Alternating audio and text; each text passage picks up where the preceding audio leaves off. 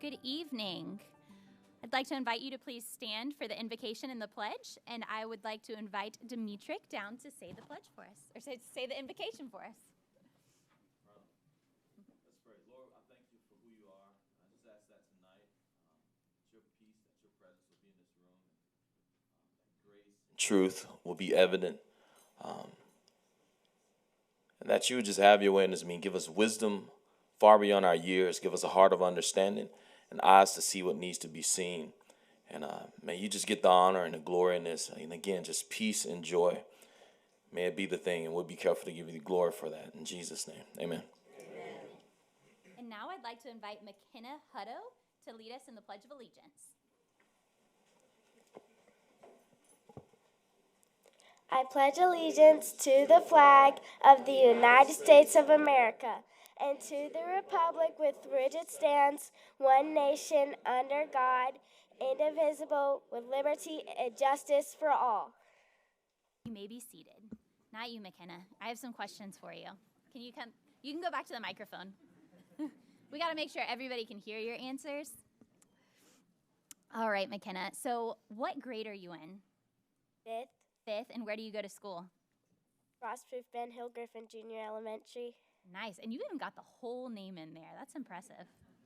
So I hear that you have some things you like to do in your free time. What do you like to do in your free time? I like to ride my four-wheeler and ride my bike. Yeah? Do you do anything on the stage? You acting or singing? Yes, I act and I do chorus at my school. Your showmanship shows. I think you have the biggest smile of anyone who's ever led us in the Pledge of Allegiance. Thank you.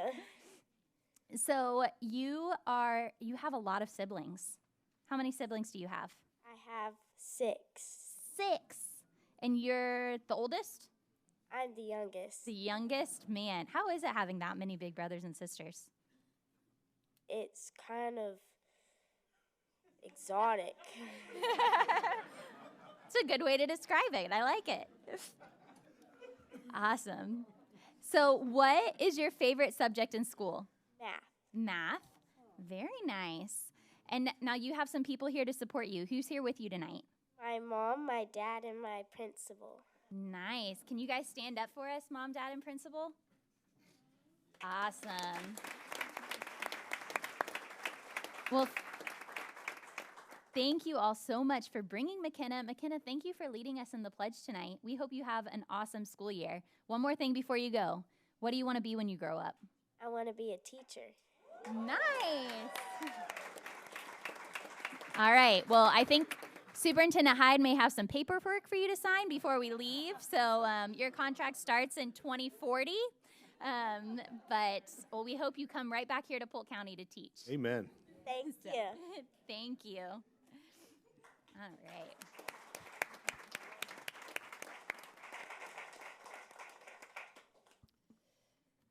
If that doesn't make you feel good. All right, I'll now call this meeting to order. And our first order of business is to accept the school board agenda. Superintendent Hyde, do we have any revisions?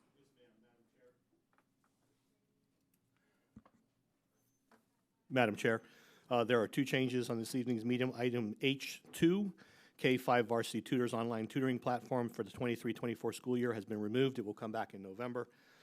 Item Q2, policy updates, policy 3121.01 has been removed along with the attachments at this time. Thank you. Yes, ma'am. I'll now hear a motion to accept the agenda as revised. So moved. Second. Ms. Cunningham and Dr. Allen, any discussion? Seeing none, all those in favor, please signify by saying aye. Aye. Any opposed? And the motion carries. Superintendent Hyde, hand it over to you for special recognitions. Yes, ma'am. At this time, I'd like to invite school board member Ms. Kay Fields to step down for this evening's special recognitions.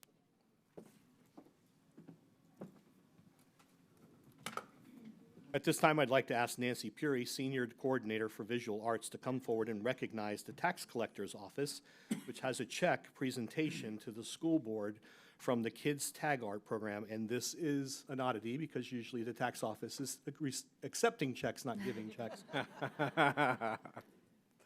So good evening. Good evening. It's a pleasure and honor to be here today again. As most of you know, each year we come and are quite grateful to the Honorable Joe Tedder, our tax collector, who has a long-standing signature program in our schools to bring funds into visual arts programs. And at this point, and I'm going to brag, where did he go? He's over here.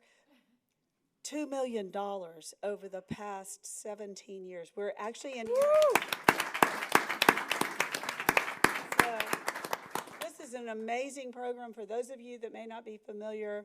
This is a tag program for students in 5th grade, and it has expanded and been added to a little bit each year. We added a superintendent's award a couple of years ago, and before that, a teacher's award. So the teachers, our art teachers who are artists, design a tag and get an award. So he brings in more and more every year.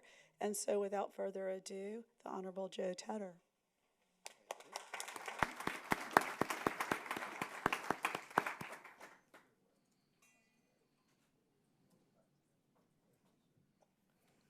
Good evening. Thank you so much for letting me have a few minutes of your time. You have a really jam-packed agenda, and so I don't want to take up too much of your time. But as Nancy Puri said, this program has been in existence for over 18 years. And this program started when I would do the Great American Teach-In. I'd walk out the door and say, what am I going to talk to a bunch of 4th or 5th graders about to make the tax collector's office seem interesting? So I would take all these tags with me, the specialty tags, and say, hey, here's the manatee tag, here's the Seminole tag, here's the gator tag. Guess what this stuff goes to? And they would all guess. And then a few weeks later, I would always get thank you letters from these children. And they would do their thank you letters by drawing their own tags. And I thought, how neat is this for them to express their thanks and express their creativity using art? And so we said, why don't we figure out some way that we can come up with this program and put it in the school system and actually raise money for the arts, elementary arts programs. And I come here today because none of this would have been possible without the school board, the superintendent, the amazing fine arts people in the school board, the unbelievable art teachers, and our artists, the students. It was just an idea that we had. It were these people that really made this happen. And we're so grateful. This is a very healthy program. Every year we add more and more sponsors. This past year we added the Department of Citrus as a sponsor, and First Tag Agency, a private group there in Lakeland. We have several different sponsors, over 20 different sponsors, and our main sponsor being every year Southern Homes of Polk County. And they put $25,000 into this program. And as Nancy said, this program has started here in Polk County, but has spread across the state of Florida. Statewide, over $2 million raised for the elementary art programs. For Polk County alone, over $600,000.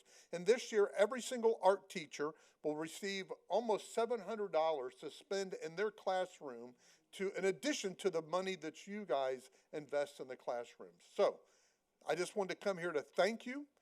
Thank you for your support. Thank you for not only your support by allowing me to be here, but every one of you come to the programs that we have every year. Every one of you are there to celebrate with those children when we do that in the spring with their artwork, and I'm extremely grateful to that. A few years ago, we started a little contest amongst you to see which district, the schools in that district sold the most tags. And I will say that Sarah Beth Wyatt has won many years. Sarah, you're getting a little excited way too soon. We grabbed the award from Sarah Beth so that we can issue the traveling award to who won it this year. And actually, District 7, Lisa Miller, has won this year. So, Lisa. I know, I've won it every year. I would like a recount.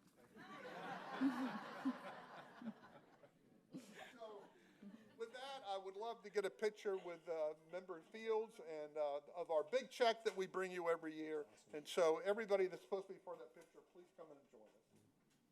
That's awesome. Congratulations. Ty Bruno. District 7.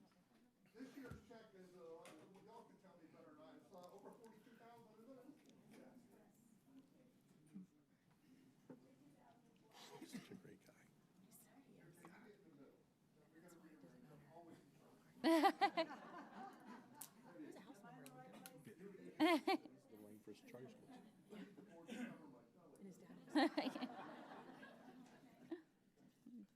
quick to say that's not how I designed it, that's not what our intent was.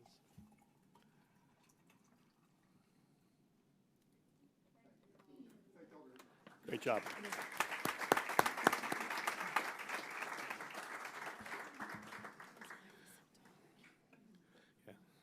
At this time, I'd like to invite Jeanette Crowley, Director of Strategic Planning and Partnerships, to come forward to recognize the Focused on Excellence winners within the clerical, paraeducator, and administrative positions.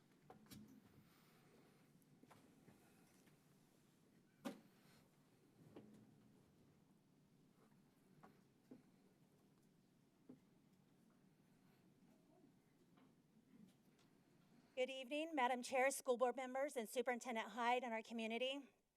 We're excited to continue highlighting the important contributions that Polk County Public School employees make for our students through the Focus on Excellence Employee Recognition Campaign. This campaign honors staff members from different employee groups who might get overlooked amidst the hustle of keeping one of the nation's 30th largest school districts running efficiently. Each quarter, the program will recognize a select group of employees through a nomination and committee process. 10 employees are selected as winners and will receive prizes from our generous sponsors, as well as attend a special appreciation luncheon and be honored at a school board meeting. They will also be highlighted on the district's social media channels, website, and internal and external newsletters. As we go into our 4th year of the program, we certainly have seen it grow tremendously, and we continue to make positive additions to enhance the program. For example, we've increased the number of winners selected from 5 to 10 employees per quarter, giving us a total of 4 employees recognized and highlighted each year. We began hosting our appreciation luncheons at the club at Eaglebrook. We've added additional sponsors to support the program. We've offered exclusive PCPS logoed gift items and incentives. But the most important benefit is bringing encouragement and appreciation to our employees and impacting their lives in a positive way. I'd like to read a testimonial from one of our past winners, Daniel Smith, who is a carpenter in our maintenance department. He said, "I think it's awesome what you're doing through the Focus on Excellence program. You are exposing people that do good, and not many people do that these days. I'm not great with technology or social media. However, people are coming out of the woodwork, texting and calling me, telling me congratulations. Thank you again." Also, from one of our teachers, she said, "I went to my teacher box at school today and found a Focus on Excellence award package. Thank you. You have no idea what this means to me right now. It's been a really hard year, and it's getting harder. I really appreciate the encouragement." I'd like to highlight our sponsors, because without the sponsors, the program would not be possible either. So we have International Diamond Center, IDX, formerly Image Depot Express, Mid-Florida Credit Union, Public Supermarkets, Inc., Sign Gypsies, Handed Massage and Facial Spa, Chick-fil-A, Bartow location, A.D. Morgan, Compass Mortgage, CPS Investment Advisors, Dixie Southern Industrial, Inc., Lakeland Leads, and the club at Eaglebrook. I can't tell you how appreciative we are of our business partners who constantly support the work of our school district and who have graciously come alongside us, making this campaign successful. Due to their support, we can give every PCPS employee who is nominated through this program a special gift, as well as recognize our winners. So now, speaking of our winners, I'd love to share with you what they love most about their job in working for Polk County Public Schools. So as I call your name, please come forward to receive your recognition and your gift bag. Tamika Kelly, who's a paraeducator at Mulberry Middle School.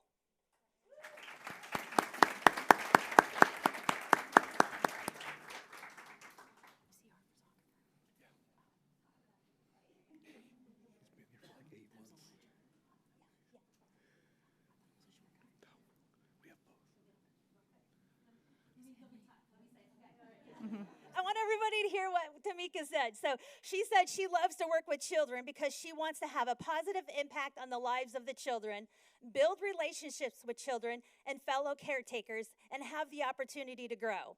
She chose to work with Polk County because they believe in students first. Leave no child behind. Every day is filled with adventures. Nothing matches the energy of a child's enthusiasm for life and eagerness to learn. She finds herself engaging in different tasks and activities every day.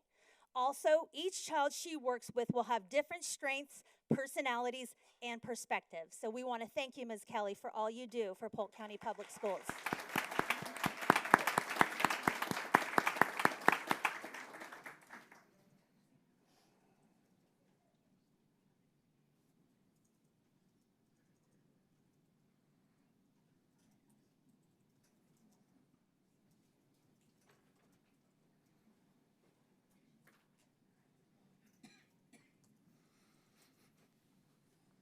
Our next winner is Barbara Rataco, who is a paraeducator at Loftman Oaks Elementary. She could not be with us tonight, but her principal, Ms. Stokert, is here, so can you please come up? So, what Ms. Rataco says that she loves most about working for Polk County Public Schools is the students. The joy of seeing that they understand what you teach them and the look on their faces saying, I get it now. Also, the people that she works with are truly amazing and caring individuals.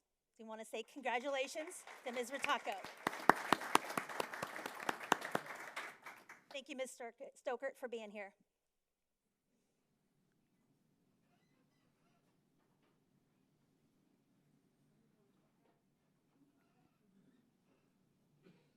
Rachel McDowell, Personnel Assistant 2 in Recruitment and Engagement.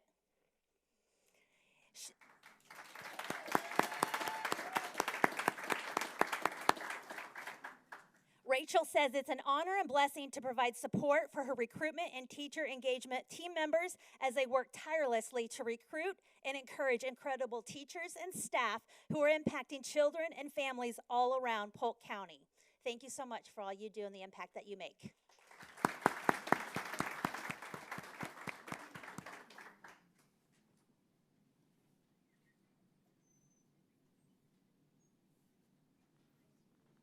What am I?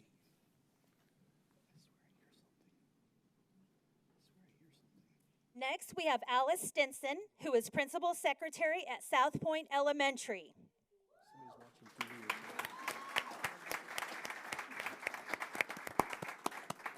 Alice says there are so many reasons to love her job. She loves greeting and welcoming students and parents with a friendly smile. She's always smiling. A smile always makes someone's day a little brighter. She also enjoys assisting the staff at beautiful South Point Elementary. Being part of the newest school in Polk County has been both challenging and exciting. Whether it be something big or small, she loves to help in any way that she can. She's also thrilled to work for Polk County Public Schools because she's dedicated and committed to the educational and overall success of our students. She strives to have a positive impact on the students' lives and the community at South Point Elementary. Congratulations.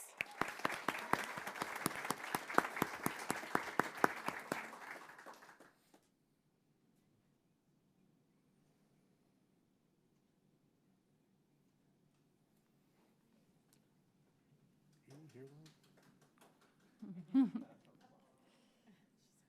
Sabrina Reel, Administrative Secretary in Preschool Programs.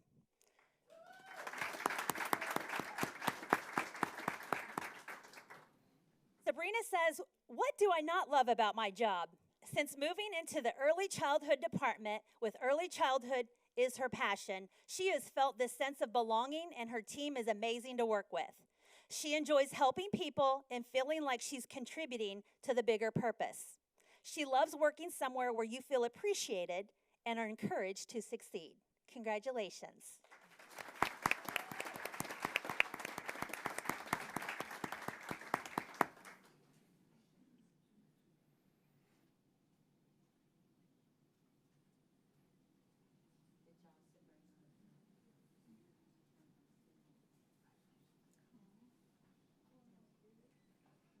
Millie. Millie Flores is a Millie. You got a fan club here. Millie is a registrar at Horizons Elementary. And she will say what her husband says all the time. She loves her job. She says she's a 53-year-old woman with 5 girls, and what she always taught them was that it does not matter what you do, always do your best. So every day she wakes up and tries to overcome her own expectations. She says working for Polk County Public Schools has given her the opportunity to grow and do what she does best, serve the community. She looks forward to many more years working for Polk County Public Schools. Congratulations.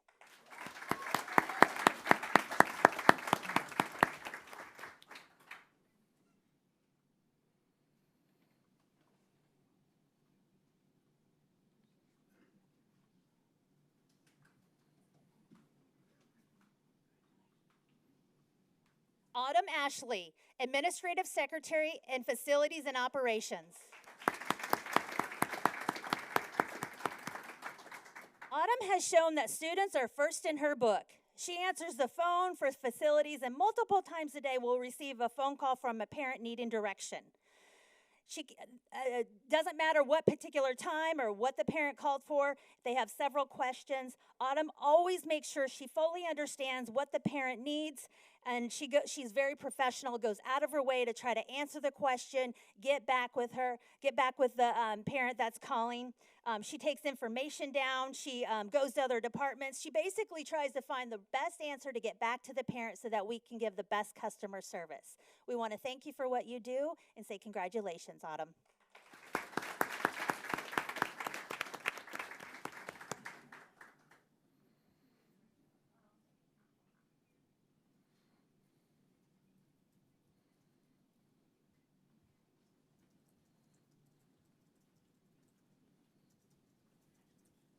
Dr. Nikisha Leatherwood, principal at Citrus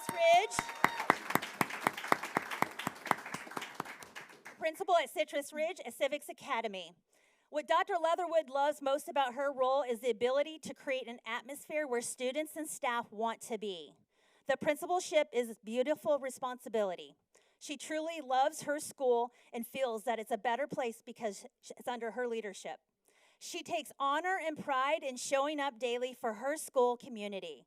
She gets to be the principal she wished she had growing up. Congratulations.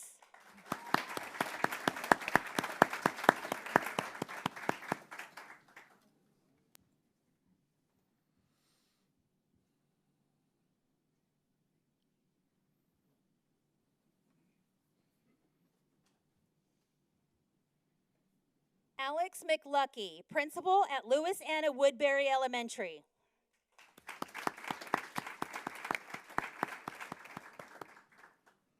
Mr. McLucky says that our career allows us to impact the community by supporting families and providing students with the tools they need to thrive in their future. His favorite aspect of his job is promoting student success and inspiring students and his staff to achieve their potential. As a principal of an elementary school, many of our students exhibit a general excitement about what opportunities exist for them in the future. He feels that his responsibility is to foster that excitement and provide structures at the school to promote quality instruction. He's enjoyed the opportunities that Polk County Public Schools has provided and relished his time serving the different communities. He looks forward to many more years serving this wonderful district and hopes to continue his journey of growth alongside his students. Congratulations.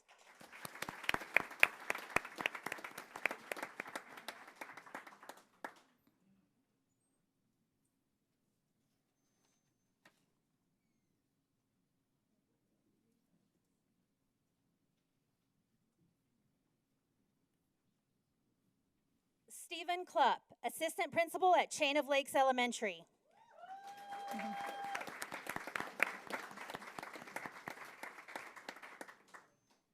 The thing that Mr. Klupp loves most about his job as an administrator for Polk County Public Schools is the people. He loves working with amazing staff of hardworking individuals. The school staff collaborate together to provide students in their community quality instruction while focusing on campus safety and support for their peers. Our teachers work hard to support each other and strive to meet all students' needs, including both remediation and acceleration. Our families are engaged, and we have high turnouts at family events. The families in our community are very supportive of our schools and PTO's incentives of creating a fun and engaging education for students and making our staff truly feel the appreciation and the respect the job deserves. Finally, he loves serving the students at the school. Education is our students' future as well as our community's future. It is an honor to be able to serve in this endeavor. Congratulations, Mr. Klepp.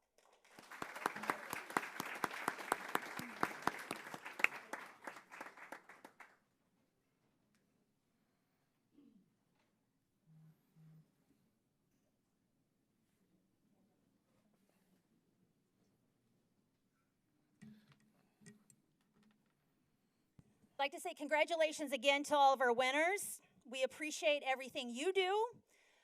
Do we want to do one group photo at the end here, Mr. Klepp? We do yes. one group photo? One Yeah. group photo? Okay. Okay, you're still down here?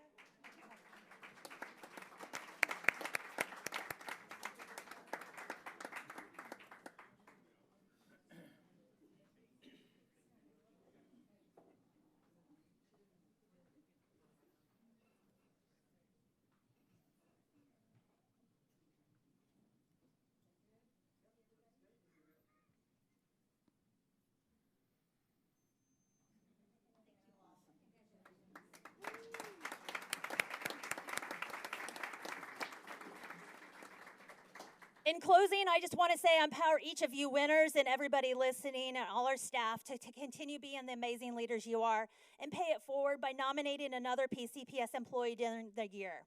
Our nomination window for our second group of employees is currently open and will close on October 29th. And we will be recognizing employees within the positions of transportation, school nutrition, and non-classroom teachers. Thank you so much for your time. Thank you.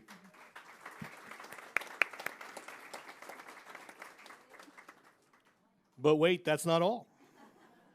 The next two recognitions are incredibly special. We will honor our nominees for this year's Principal of the Year and Assistant Principal of the Year.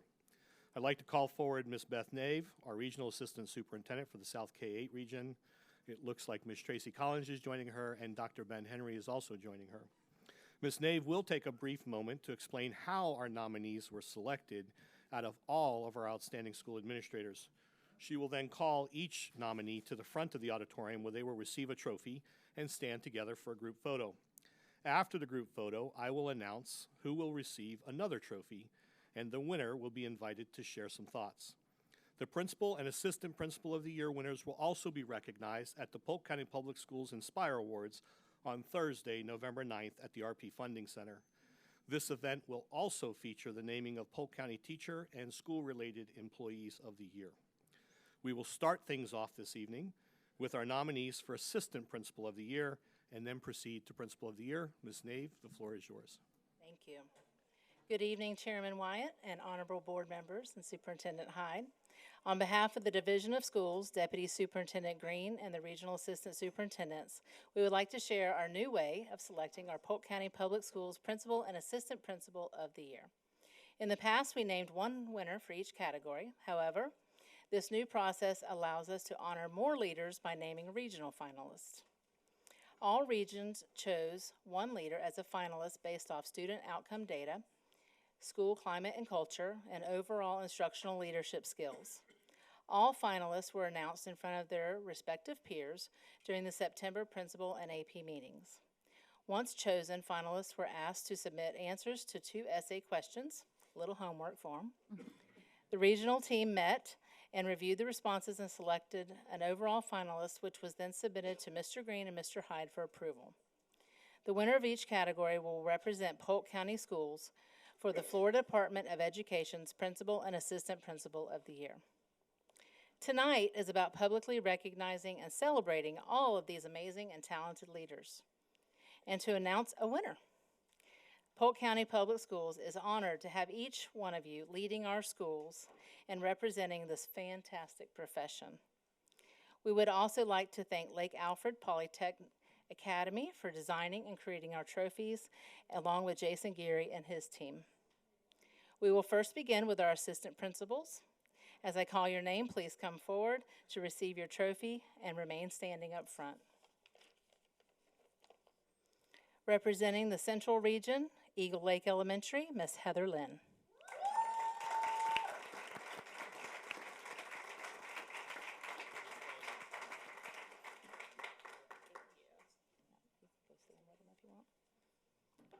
From the high school region, Mulberry High School, Gian Monticelli.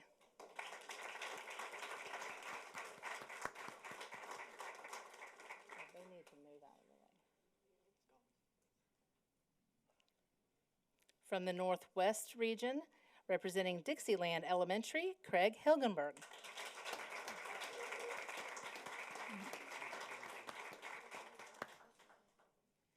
From the Northeast region, representing Lothman Oaks Elementary, Lauren Gakakis.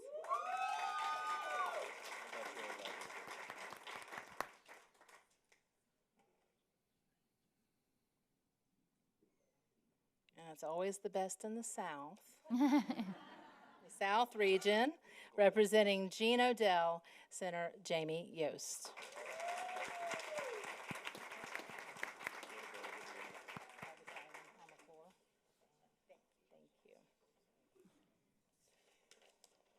All right, Mr. Hyde, at this time, would you please announce the winner for the AP of the year? We're going to create some tension here in the room real quick. Oh, my God. Do we want a drum roll? Be able to take their photo in peace. Clearly, we're absolutely thrilled by your nomination. I mean, you are exemplary leaders in our school buildings. Each of you was nominated for very real reasons, and those that we're very proud of the work that you do each day. This is one of the most difficult things for me to do, which is announce one of you as the finalist. But in reality, you're all incredibly amazing administrators, and we're blessed to have you leading in our schools. But I do have to select one of you. And so at this time, I will announce that Mr. Gian Monticelli, Assistant Principal for Mulberry High, is our Assistant Principal of the year.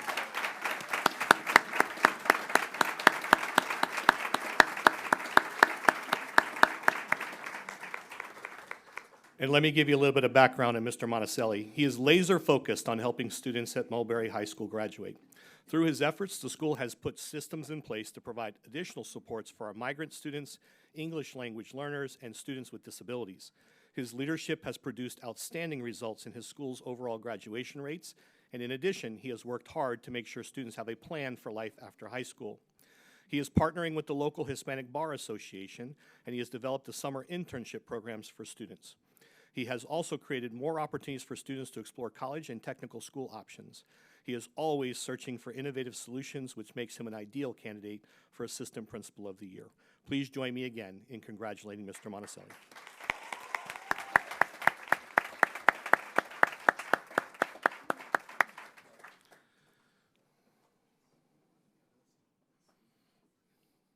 Mr. Monticelli, you're welcome to go to the microphone if you have a few words. Well, thank you. Thank you so much, Superintendent, for those kind words. Thank you so much to Ms. Collins for nominating me and for the support that the school board has provided us as well. Thank you to the district leadership for the support that you provide us each and every day. I am honored, I am humble with this opportunity to represent Mulberry High School, my Mulberry community, represent Polk County Schools as well in this capacity. This is going to serve as a reminder every day to continue to push for excellence within my school, within our school. I am very honored. Again, thank you. I do want to say that this job is difficult. Those of you that have been in our shoes, any job in education is difficult. There are many challenging days and some days that make you question why we're in this profession. But, over 17 years of experience working in Polk County, by the way, all of my years have been here, I have to say that I found an easy solution to that problem. And those days that you're blue, I go out in the hallway and I interact with the students. Or I go in the lunchroom and I see the students socializing. Or I go in the classroom and I see the students learning, sharing. And that fixes the problem. That reminds you why we're doing what we're doing. It's about the kids. It's not about us. It's not about the recognition, although I appreciate it. It's really about the progress that our students are making. It's about supporting teachers. I do want to thank my family, my wife and 3 beautiful children. I get up every day trying to be the best I can for them. I do want to thank my wonderful principal, Michael Young, one of the best out there. He has guided me since 2011, 13 years. I've been learning from him, with him. And I do want to thank my admin team. They're wonderful. I could not do my job without them. Ms. Dixon, Mr. Murdoch. I also want to thank my teachers. Really, any success that our schools have, earned over the years is because of them. They're in the trenches teaching hundreds of students every day, and they make it happen for us. Thank you. Is your family here this evening? They are not. I have 3 kids. One is 10, one is 9, and one is 1.5. So my wife is home with all 3. Yes, it's a busy house. If need be, we would be more than happy to host you and your family at an upcoming board meeting so we can get a family photo of you. So thank you. deserve Thank you for that, recognition. Superintendent. Thank you. I appreciate it. Thank you.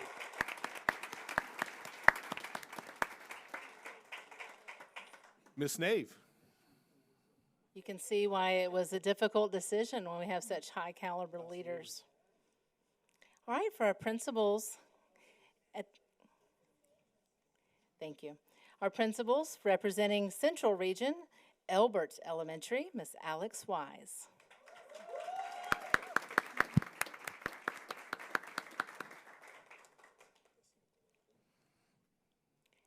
Representing the high school region, Ridge Community High School, Miss Angie Clark.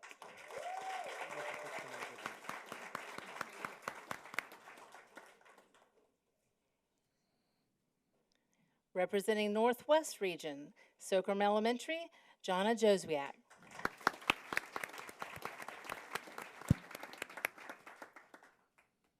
Representing the Northeast Region, Lake Marion Creek Middle School, Miss Wanda Aponte.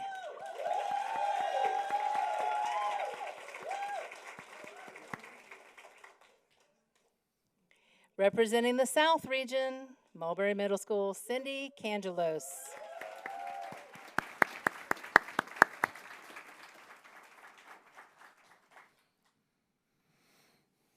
Mr. Hyde, at this time, will you please announce the winner for the Principal of the Year? So next year I'm not doing this. I had one child for a reason, so I would not have to answer who's your favorite. I know. This Can you group of imagine reading the essays? Well, all jokes aside, this group of administrators standing before us today are absolutely exceptional, and I could talk at length about each of you.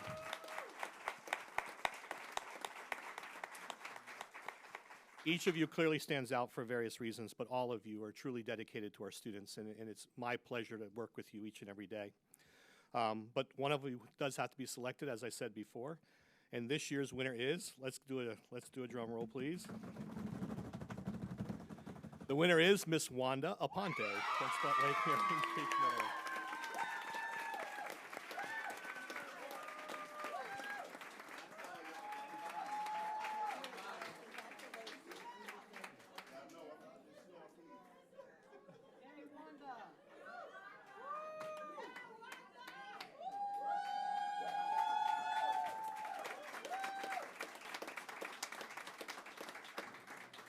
Ms. Aponte is a veteran administrator known for her compassion and ability to get results. When we moved her to Lake Marion Creek Middle School this past year, the school has already benefited from her knowledge and expertise. Her new approach to student discipline and staff training has contributed to a positive school environment as well as improved student academic performance. She's also started a successful food pantry that now serves about 100 families. She understands students' challenges and that meeting their basic needs is vital to their success in school. It's that kind of heart and insight that makes her our PCPS Principal of the Year.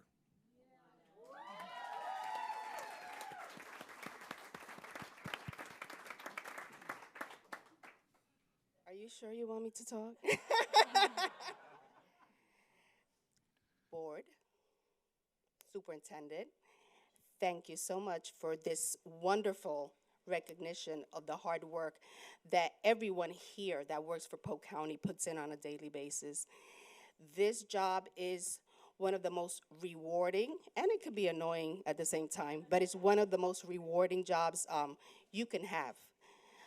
Being a career changer, I came into education by accident. I started as a para, and here I am almost 20 years later. So there is room for growth if you put in the hard work. But it's not about the accolades. It's about being a servant leader, and it's about having a passion for the job. And I am so honored to be here with these amazing principals, assistant principals, and I'm just very happy, and I'll continue to put in the good work until the good Lord tells me it's time. So thank you very much, and it's time for me to go party now. Oh, and my husband, who's my husband and my handler, Edward Ortiz. Can we please have your family join you for a photo? Yes. And my cousin, Esperanza de Jesus, who, you can see, we're not shy people. We're not shy folk, but they've always been here from day one, and I truly appreciate all the sacrifices my husband has made with all the crazy hours and all just the craziness that I come at a moment's notice, and he's always willing there to support me. And again, thank you. Thank you.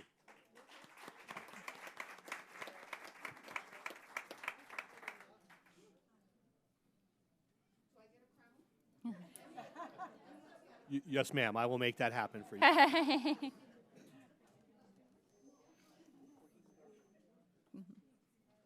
Thank you, Ms. Nave.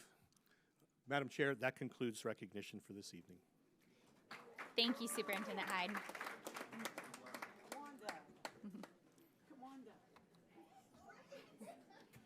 Thank you, Superintendent Hyde.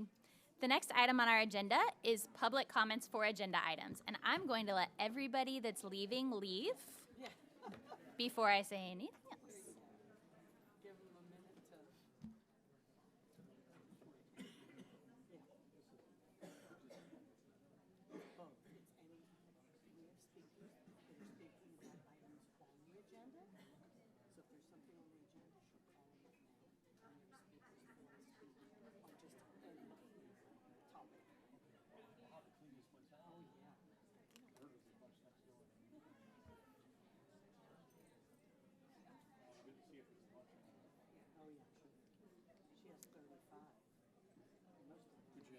All right.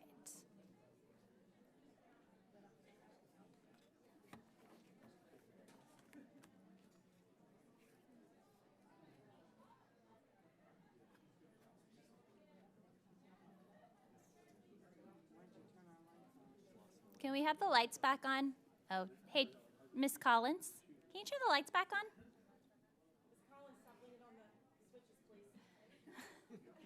Thanks. All right. So next is public comments for items on the agenda to be voted upon as adopted at the start of the meeting. Before we begin, I'd like to again welcome the public and go over our public comment process and opportunities for this evening. We will have 3 opportunities for public comment. The first will be for items on this evening's agenda to be voted upon. As always, during this time, comments will be limited to those items on the agenda. The second will be for during our public hearing portion of the agenda. And then at the end of the meeting, we will also have an additional opportunity for public comment on items that are not on this evening's agenda. To register to speak, community members must fill out a speaker card in the lobby prior to the meeting. All speakers will be given 3 minutes. The light will turn yellow when you have 1 minute left, and you will hear a beep when your time has concluded. All comments should be directed to myself as the board chair.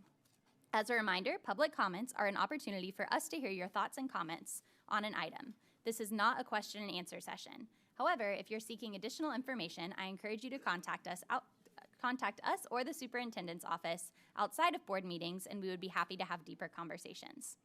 Before we begin, there's a red line on the floor over here, so if you are on deck, if you can go and stand at that red line, that way you are right in the queue, right by the microphone. So first, we will start with Stephanie Yoakum, and then on deck, we have Glenda White.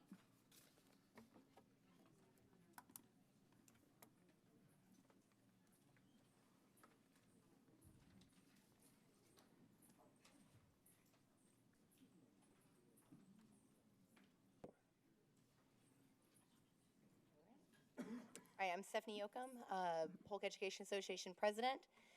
Tonight, you are voting on item P4, our PEA salary contracts for our teachers, paraeducators, and our secretary clerical units. As you vote to ratify the 3 PEA contracts tonight, I want to thank our 3 bargaining units for their participation in this collective bargaining process. These salary agreements are their proposals that came to fruition in these contracts before you. They told their union that their priorities are to break up the experience compression that our state has forced on us over the last few years through direct legislation dictating how we must spend salary money for teachers, and by underfunding our district through our per student funding allocations that forced us to compress our support staff salary pay grades as the minimum wage moved to at least $15 an hour last year. The state did not allocate the necessary funding to give all support staff the same raise last year.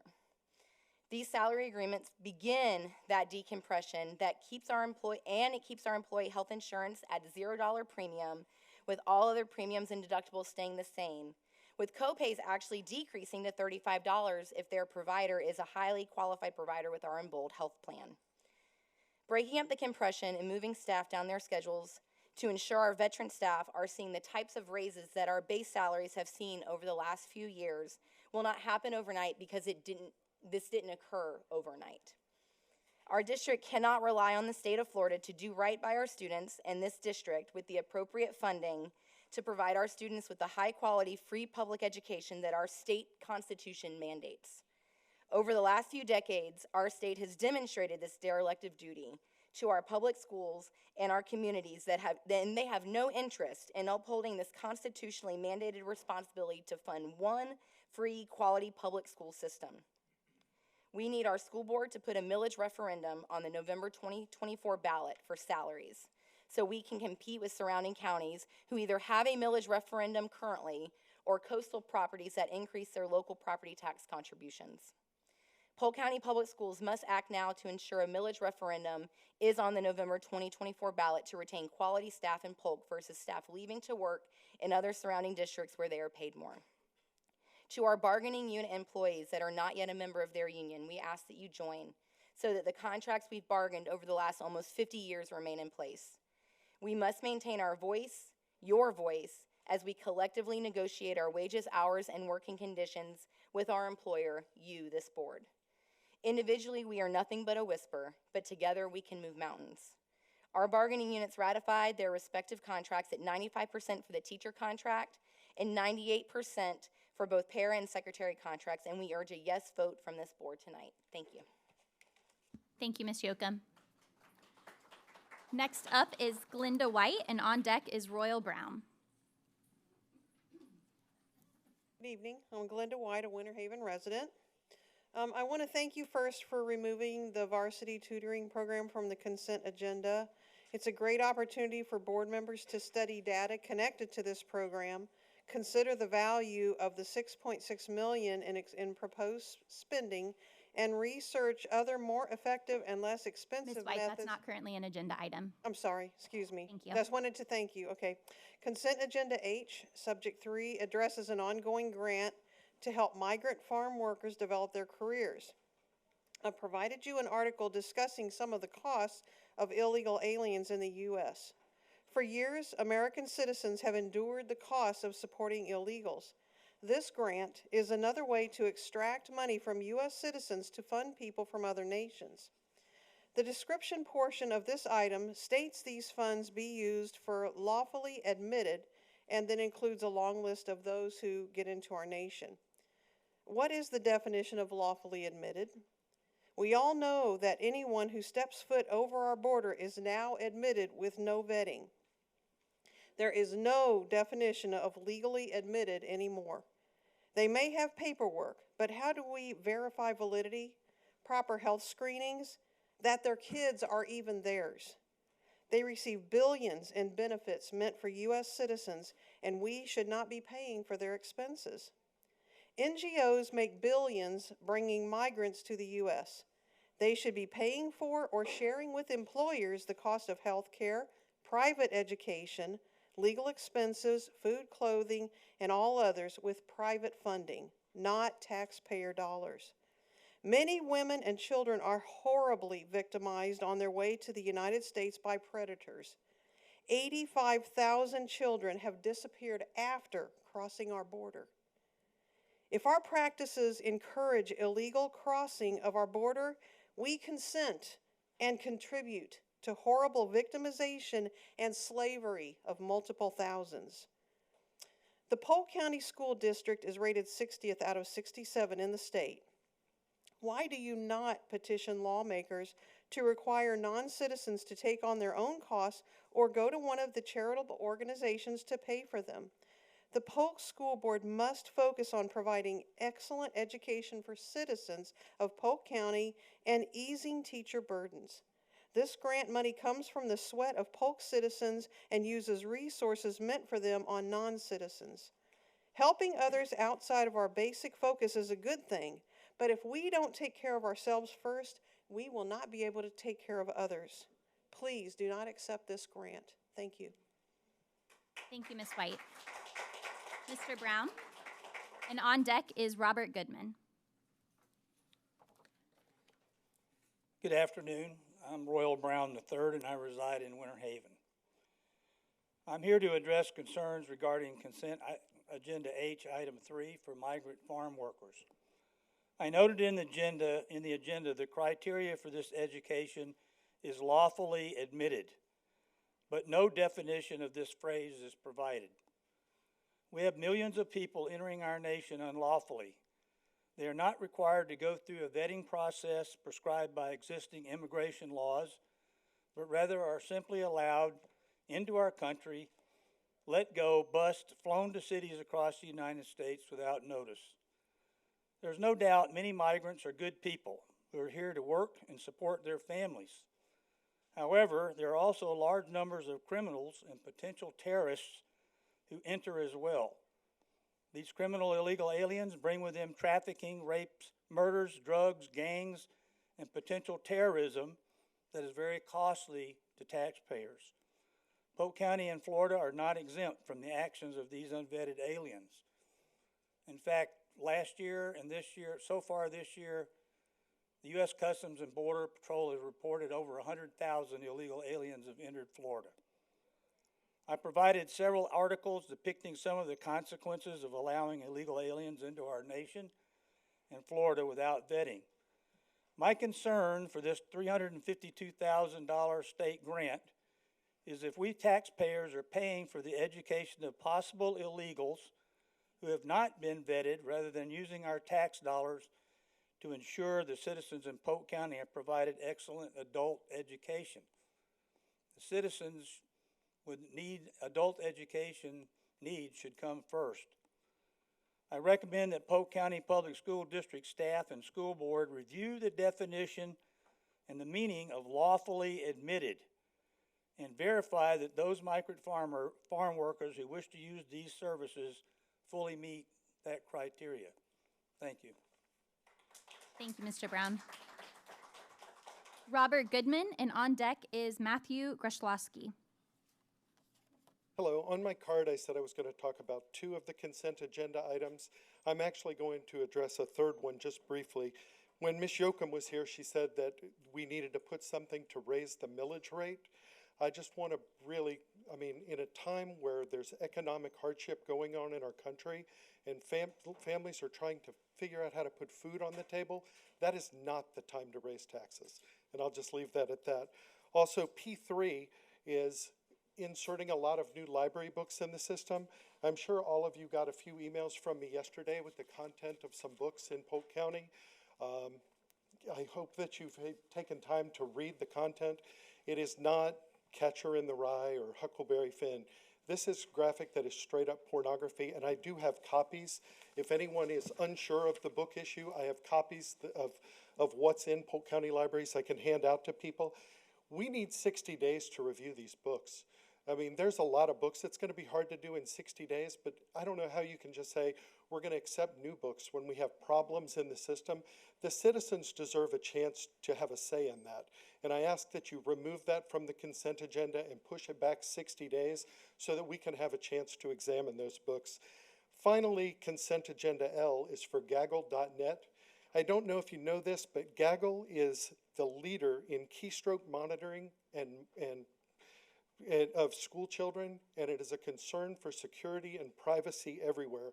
If a student links their computer with their phone, not only can Gaggle see everything they look up, it can see all their texts with their parents. I know we have a contract with them. I would ask that you revisit that.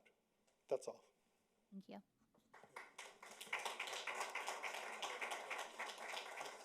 I'm so sorry. Grocholski. As soon as I said it, I knew it was the wrong one. Almost every I'm meeting. so It's okay. sorry. It's okay. I get it. It's not. And on deck is going to be Sarah Gunn. Hello. Today I'm here to speak on agenda item P3, the library book list for our public schools. In my senior year of high school in 2022, I was granted the privilege to serve as a TA in the George Jenkins Media Center. In that experience, I was able to see a safe space for all children, including marginalized communities, people of color, everything. I was able to see the beauties of our media center and how great all literature is, including the controversial ones. That year, the attempted burning of our texts were proposed throughout our entire county. I saw that and I knew that I had to step up. I defended the book extremely loud and incredibly close. I saw the values of that book. The concepts of grief, compassion, and love ingrained in that text. I did not learn about 9/11 just through the documentaries shown at my public high schools, my middle schools. I heard about it through my relative that saw the attack on the Pentagon, and also that book. And that book showed to me that we can all unite as a community and as a nation. In my senior year, I felt grief. I felt immense grief. 2 students at our high schools in Polk County that I were able to know through many other students, unfortunately had their lives cut short. Let students read about how to deal with grief. Let them read how to deal with compassion. Do not let them face it alone. And these texts help these students. They help them identify grief, how to identify compassion in our communities. And while dealing with all this grief, I decided that I need to strive to be better and to help the people that helped me in those media centers. After reading the book, Their Eyes Were Watching God, in my high school AP English course, I was able to learn about Edenville, the institutional racism that that community has faced, how their literacy rates are nearly in the single digits. Now I'm a student at Rollins College, and I was able to walk in the first Juneteenth parade in Edenville, one of the first Black communities in America. I marched with their mayor, their state representative, their congressman. I have learned so much through these books about compassion, leadership, and tranquility that our communities need. Keep what we have, promote what we have. That's what matters the most to our students. Thank you. Thank you. Sarah Gunn, and on deck is Kendra Stalker.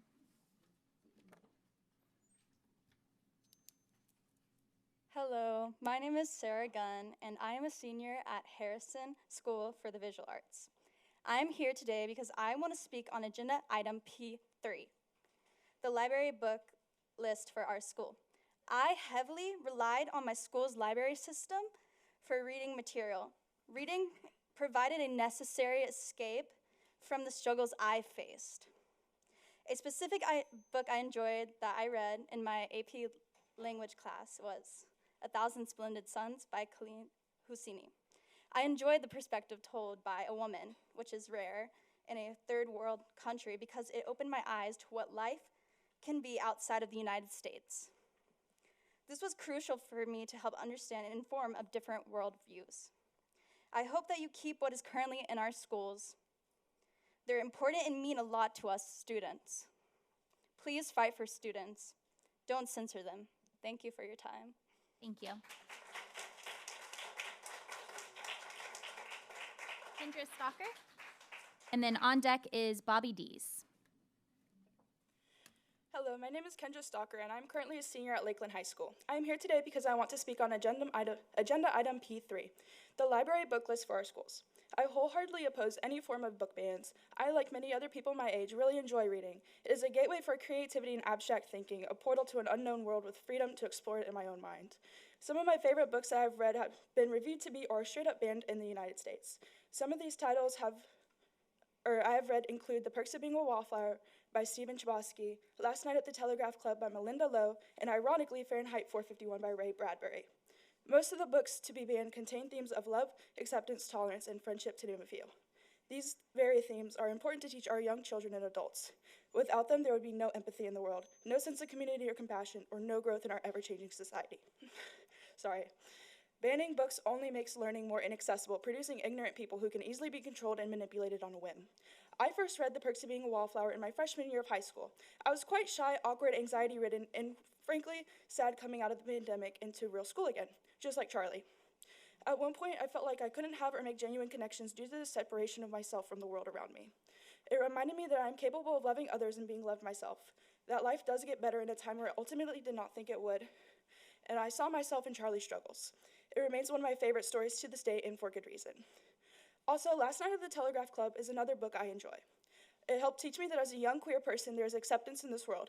I can find community in a sea full of bigots, and I can push societal barriers and break norms surrounding sexuality and gender. It was a positive representation when my anxiety was actively being challenged by inflammatory and discriminatory laws. Both novels have sincerely changed my life for the better, and I am certain others feel the same. Lastly, I just wanted to mention Fahrenheit 451. Their society made keeping books illegal, kept citizens distracted through entertaining media, and people were taught that books were confusing and full of meaningless facts, etc., as you may or should know. Doesn't this sound a little familiar, distracting citizens with various other forms of highly entertaining media? Telling students that our books are full of meaningless or untrue facts, all under the guise of protecting us? Correct me if I'm wrong, but last time I checked, you're not our parents. They are the ones who should decide what media they want their children to consume, not the government, who vowed to care and uphold its citizens' rights and values that in the end only wants to act in its own self-interest. It's almost like it's preferred that we're ignorant, don't know our history correctly, and aren't capable of complex and intelligent thought. That's what it seems like from the actions taken in the last couple of years. And my grandmother has always told me actions speak louder than words. Please trust me when I tell you books are not what you need protecting children from. Thank you. Thank you. Bobby Dees. And on deck is Pamela Barnes.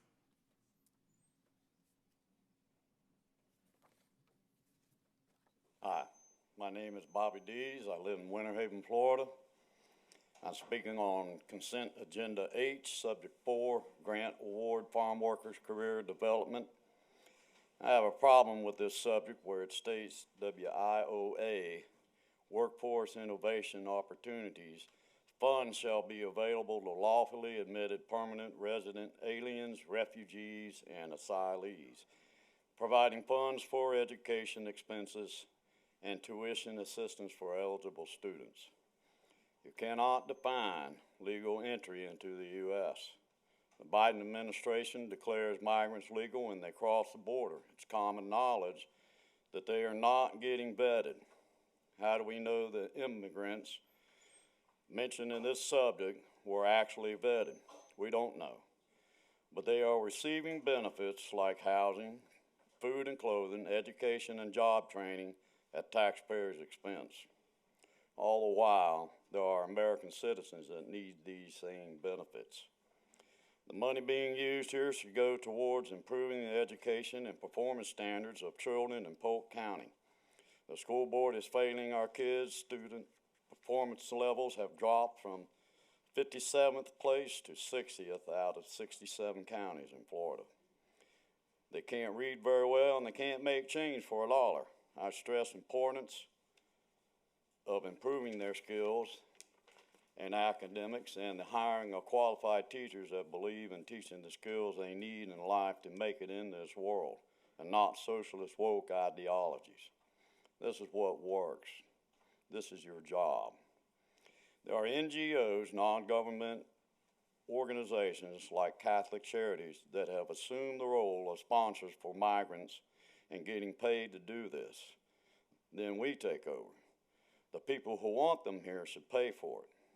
So why are we paying for it? Let the NGOs do it. The law doesn't say we have to pursue federal grants to do it. The migrant children coming into our public school system don't speak English, which makes it harder for them to get educated and takes more time and more teachers and staff and money to do it, resulting in a negative impact on our student performance ratio. The school board should stay in its own lane and educate citizens of Polk County. Thank you. Next is Pamela Barnes, and on deck is Giovanna Cirillo. Good evening, school board members. My name is Pamela Barnes, and I'm the media specialist at Boswell Elementary School. I have been a Polk County teacher for 32 years, and over 20 of those years have been spent as a media specialist. Tonight, I'm here to urge you to approve the purchase of library books on the agenda for our school libraries. The orders you have represent hours of work on the parts of our media specialist with the help of our district media services. Before we decide on a book, we look at the needs of our libraries, the wants of our students, and the age appropriateness of those books. We have a selection policy plan in place that we adhere to, and we also present these titles to our library committee, then to our school principal, and finally submit them to you. Many, many hours are involved in this process. We have had state training and in-service training to make knowledgeable, appropriate choices for these purchases. Not to mention all the on-the-job experience we have. Please do not let a minority influence your decision on the majority tonight. Approve the book orders for us. Thank you. Thank you, Ms. Barnes.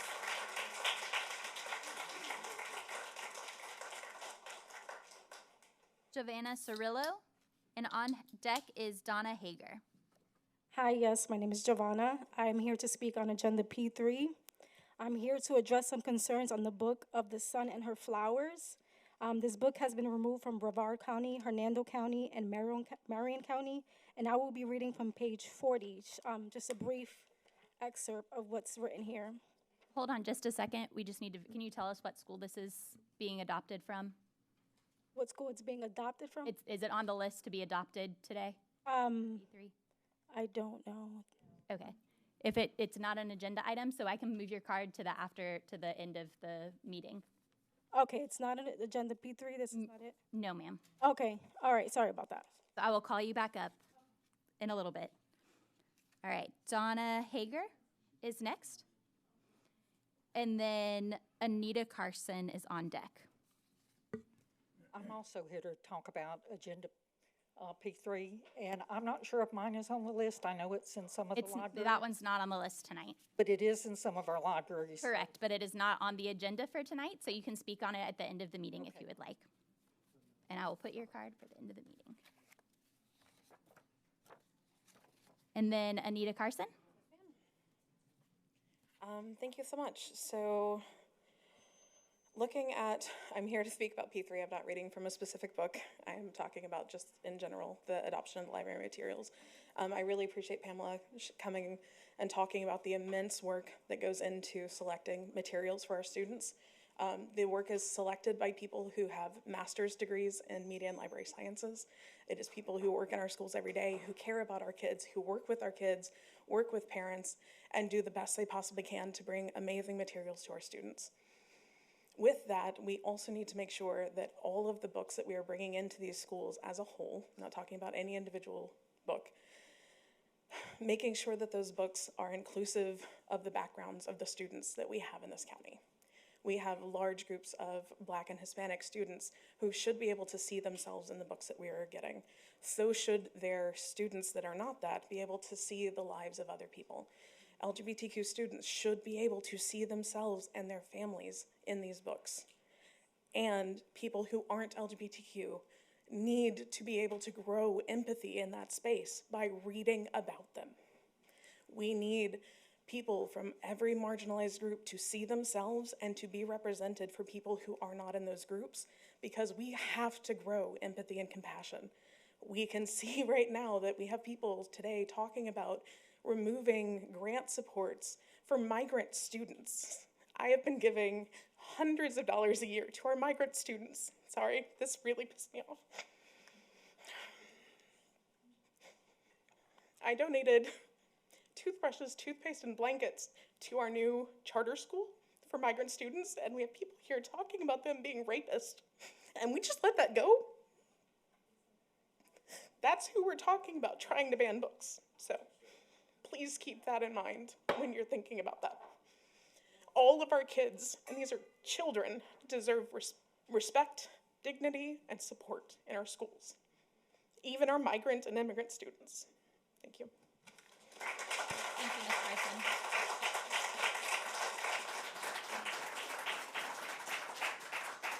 That will conclude our public comment on agenda items. And next we will go to approval of the minutes. So we have 4 sets of minutes to approve this evening. The first will be for September 5th work session.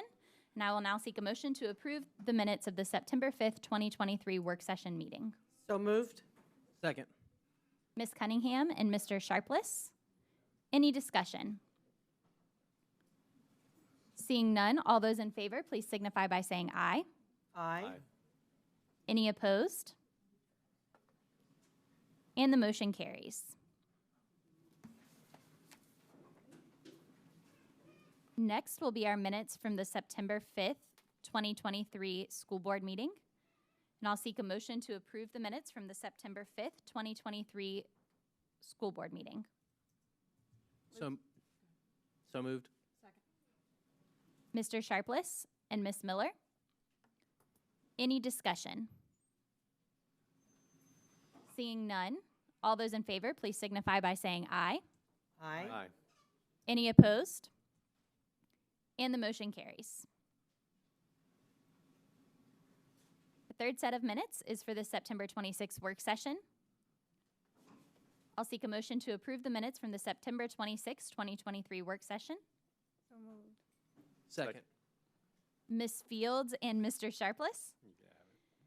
Any discussion? Seeing none, all those in favor, please signify by saying aye. Aye. Aye. Any opposed? And the motion carries. And the last set of minutes will be from the October 10th, 2023 work session. So moved. Second. Dr. Allen and Ms. Cunningham, any discussion? Seeing none, all those in favor, please signify by saying aye. Aye. Any opposed? And the motion carries.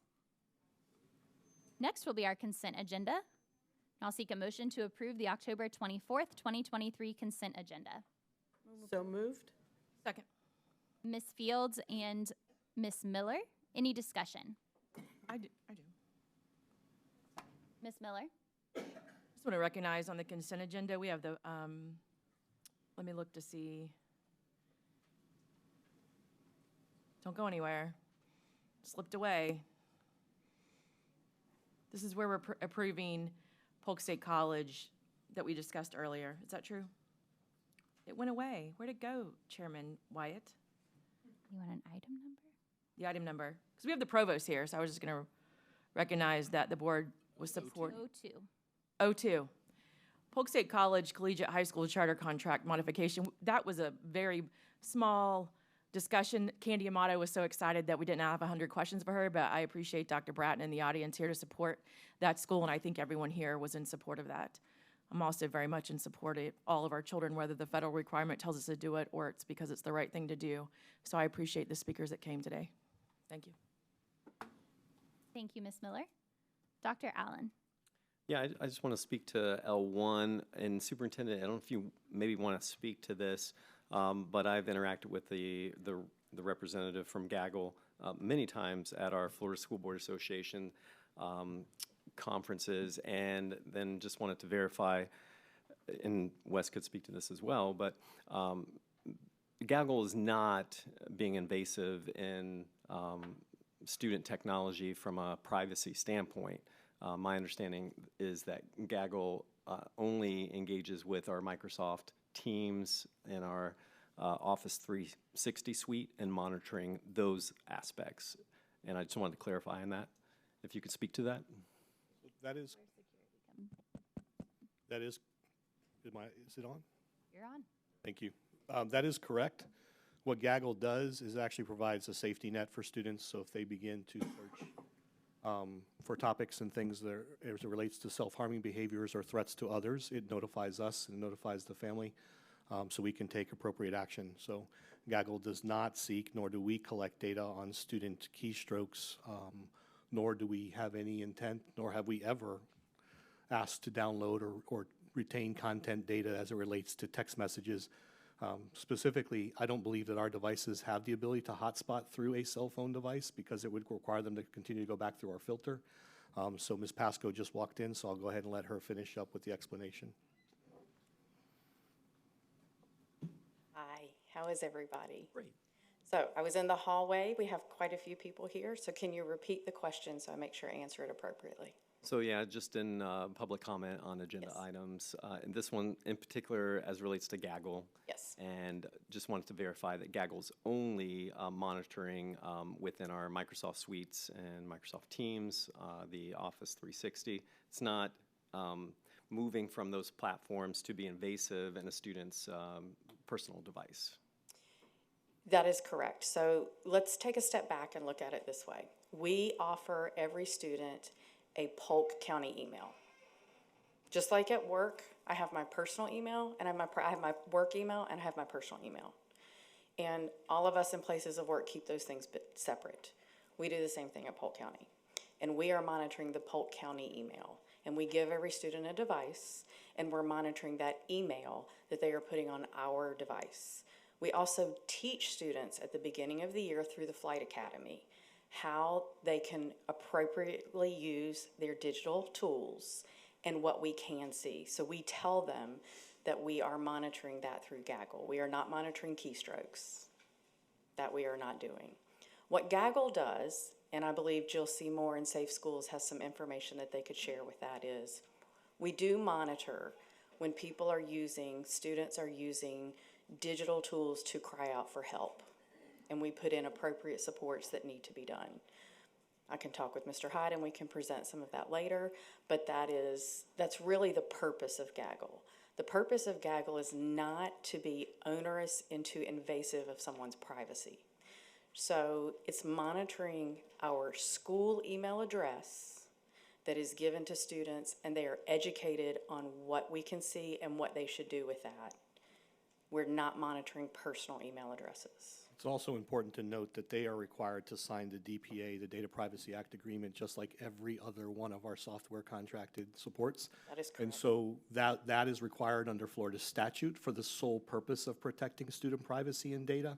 So Gaggle would have to abide by that, and we have a signed agreement with them at this time. Yes. Additionally, Gaggle does quite a bit of redacting, so this is not something that anybody's in and looking at things to violate anyone's privacy through there. Great. Does that answer the question? Perfect. Yeah. And I would also point out, this is functionality that we have to have from somewhere. You know, it's. That is correct. This is a risk and a growing risk.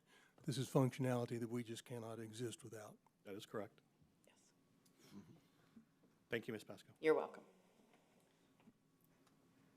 Dr. Allen, did you have comments? One more thing. On P3, obviously, we've heard some public comment on this, and, you know, I would like to hear, Superintendent, if you can maybe speak to, I do see that all this is coming through the Follett application in regards to the PDF and the list of these. I know we're doing a lot to offer enhanced parental controls, in a sense, by adopting Insignia, which is our library management tool, which is different, but there's been a commitment that by the end of this school year, those features would be in place. If you can give me an update on that. That is the update by the end of the school year, additional features and enhancements. So right now, we do have to restrict and limit parent choice to multiple times throughout the year, because that way we're able to catalog and collect that data and ensure that student and the media center specialist is adhering to those requests on behalf of the parent. However, as we move forward, that will be an ongoing process that will allow for frequent revisions and/or modifications by parents or guardians. To date, we've had fewer than 100 parents participate and select or opt out of certain materials for their children. All of these materials, I do want to speak to the process, and our employee did a fabulous job speaking to it earlier, but all of these are peer-reviewed. All of these also have ensured that they comply with the state of Florida requirements. I think anyone would be hard challenged to find a book on here that's even on some list that may be floating around as far as books that could potentially be challenged. There's a great deal of effort that's put into these to ensure that these are the appropriate materials.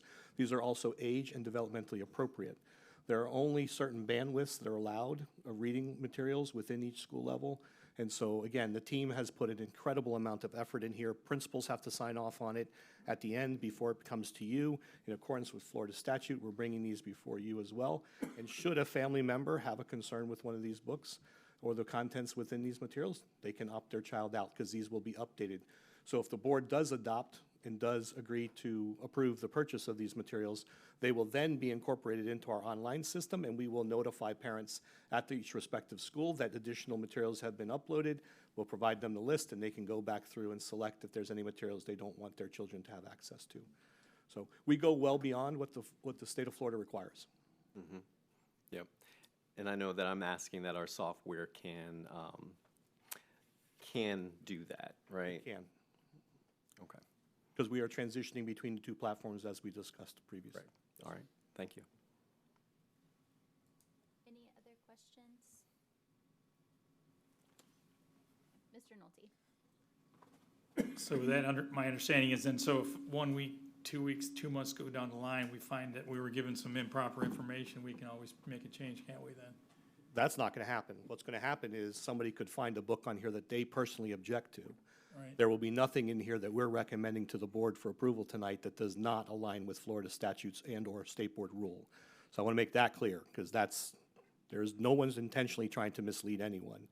So I want to make sure we're clear about that. However, with respect to parental choice, as we've demonstrated repeatedly, whether it's human growth and development, whether it's books, we are open to parents and guardians making whatever consent-informed decisions they choose to make. They could have a religious objection to a book. It does not have to mean that they object to the book because it's pornographic, because of other issues. They may have personal reasons that they're objecting to a book. They may have a religious objection. They may have a political objection. That we're not in the business of filtering and monitoring that. We're in the business of providing parents with options, and that's what we do. So if we go 3 months later and they find a book, and again, on the list that they take issue with, they're more than welcome to opt their child out of that, or challenge the book in accordance with board policy and/or procedures. Thank you, Superintendent Hyde. Ms. Fields? I just kind of wanted to reiterate what Superintendent Hyde just said. If you look at the description, it pretty much defines what we're specific about, and making sure that the areas of pornography and prohibited materials harmful to minors, suited to student needs, and appropriate for the grade level and age group is required by statute 1006.40. And there are a lot of other factors, making sure that the book is age appropriate, and making sure that we're in compliance with the state laws. And one of the media specialists who just spoke gave a very detailed analysis of how the process works and how much work and time and energy is placed in it. I think she did a great job with it. And so I think that we have to trust the process and believe that everything is in place. And if it's not, Superintendent Hyde will be the one that we'll have to hold accountable for that. All right, thank you. And if the board has an interest, Ms. Stacy Davis, who supervises and oversees this process, is available. If there's any additional questions or you'd like further clarification on the process in which these lists that are before you were developed. Any further questions from the board? I don't have any questions, but if she would like to add something, I think it'd be nice if she would like to. Certainly. Good evening. So as our media specialist just said, our media specialists do all go through state-required training. That is an annual process, so they will all go through the same training they listened to last year, but it will be their certification for this year on January 10th. But they all currently have certification that's required by the state statute. Additionally, we have a selection criteria that goes beyond what other districts have. Elementary students, we use a Renaissance rating system, so think AR, Renaissance Star. They can have LG to NG, so lower grade to middle grade for elementary, up to NG plus, which is up through 8th grade, has been approved by age appropriate by Renaissance for NG plus, and then up to UG or YA for high school. We no longer let high schools purchase what would have been previously considered adult material, so that's our selection criteria. As the media specialist explained to you earlier, they also have their own collection development action plan for the school, and those will shortly be added to each media webpage. And so how that comes along is they look at the demographics of their school, which is quite interesting because our department also does the collection development action plans for 30-plus school staff with media paras that cannot create their own orders. It's really interesting when you look at the demographics of our schools, and then you start to align their collection for the media center to that. As Ms. Carson said earlier, taking into account our African American population, Hispanic population, Asian, making sure that those books are represented. So the media specialists, then they take time to do that as well. So they've taken a lot of time between the state training and our district training to make sure that these books are age appropriate, based on collection development needs, based on students that have made requests, teachers have made requests, and also aligning those collections to the standards. They really make sure that the collections are diverse. Again, as Superintendent Hyde pointed out, we have the parent opt-out, so if a parent decides that that book is not appropriate, then they are certainly welcome to opt their child out. I would also like to add a little bit of extra information about Insignia. We're off to a great start with Insignia. It is different. I liken it to you had a new car, and you knew where everything was in your old car, and now we're trying to figure out where it is in our new car. We're getting there. It's working great, and we look forward to being able to utilize it to its full extent. So how that will look is that by this time next year, if we don't have to wait to import orders, parents, if we add, let's say we ordered this time, we can import those order mark records when they come, and the parent would get a notification by email if they've registered with their parent portal account. We're still working on getting those numbers up too. If we have the parent email, they would get an email that says new books have been added to your child's collection. Would you like to view them? And they have the opportunity to opt out. Currently, we have 2 safeguards in Insignia. If a child has an opt-out, so if the parent has an opt-out, there is a restricted title list, which the media specialist or media para can view that. It also pops up automatically, so if a student has an opt-out, when they come to check out a book, if it's been opted out by the parent, it alerts the media staff member that there is an opt-out in place for that. So I just wanted to explain that there's 2 extra safeguards for that. So I hope that explains a little bit of the process and where we're headed with Insignia. Any other questions? Yeah, I've got one. Mr. Nolte? If we have to stop the video feed because the content is against the FCC and YouTube decency standards, how can we offer it to our minor children in our libraries? Not a question for Ms. Davis. That's a procedural question. We've addressed this with the board. I've provided you with that information. We can't control what the YouTube standards are. Anyone can stand here and read a book. They're entitled and they're empowered to do so. However, there are standards for our YouTube and our ability to produce and publish our school board meetings that we also have to conform to. We don't create that standard. We abide by that standard. And that's not a question for Ms. Davis. Thank you, Ms. Davis. One question. So the title, if I select on an individual title, will I, as a parent, can I hit a radio button and say, I want that title to be opted out for my child? Currently, you can in the parent opt-out, right? So when all those titles are available, you can select it then. And then once we fully integrate with Insignia with that, then they will be able to see all the titles in their child's school and opt them out. Great. Thank you. Thank you. Seeing no other discussion, we had a motion and a second for the consent agenda. All those in favor, please signify by saying aye. Aye. Aye. Any opposed? Opposed. And the motion carries 6-1. New administrators, Superintendent Hyde. would you like to introduce us? Yes, ma'am. Madam Chair, members of the board, members of the community and staff, it's my pleasure this evening. First and foremost, we will introduce to you again Ms. Nicole Pennant, Senior Director for School Transformation, is now being brought before you, and we have a special guest, I see. She's being promoted to Acting Regional Assistant Superintendent. Ms. Bennett. Thank you very much. I'm so excited for this opportunity and to continue the work that is happening, especially in the Polk Transformation Office. I'm so happy to have Ms. Barnes here with me as well. I have big shoes to fill, but with her support, I know the work will continue. I also have my loving husband here as well, Charles, who listens to everything that I have to say.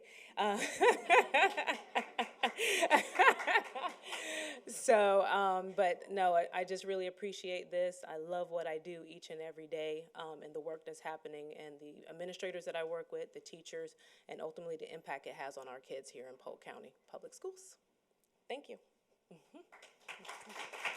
Can we get you down for a picture with your family? Come on down, Ms. Barnes. We knew you couldn't stay away long. Hello. You look relaxed and rested.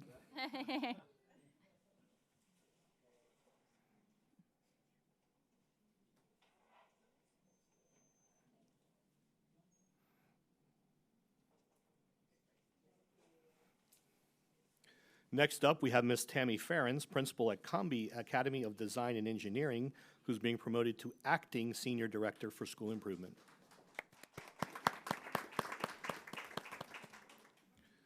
Good evening, Superintendent Hyde and distinguished school board members. I'd like to thank you for this opportunity to support the students and staff of Polk County Schools. In 1992, a long time ago, I began my career as a third grade teacher at a brand new school called Loftman Oaks Elementary. Over the years, I've had many opportunities to learn and grow as an educator for Polk County Schools, and I've been thankful for every one of them. I've always been passionate about making a difference in improving student outcomes. As I step into this new role as acting senior director, I will continue to make this goal a priority. I'd like to thank Mr. Green for his leadership and vision for improving student outcomes and including me in this important work. I'd like to thank my school family, the staff of Cumbie Academy of Design and Engineering, for believing in me, the mission and vision of our school, and the students for the last 9 years.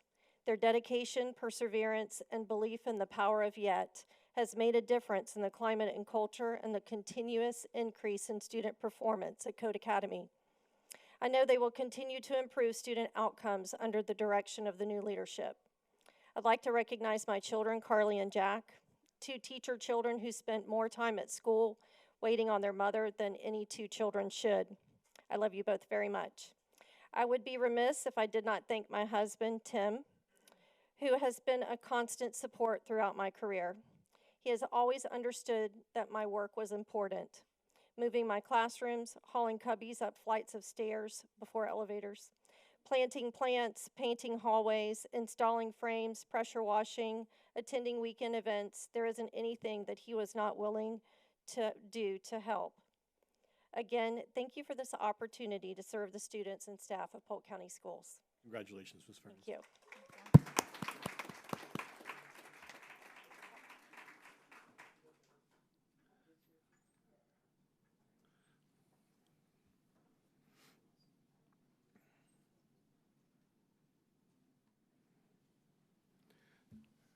Next up is Rob Laubach, Director for Business Process Support, promoted to Senior Director for Business Process Support.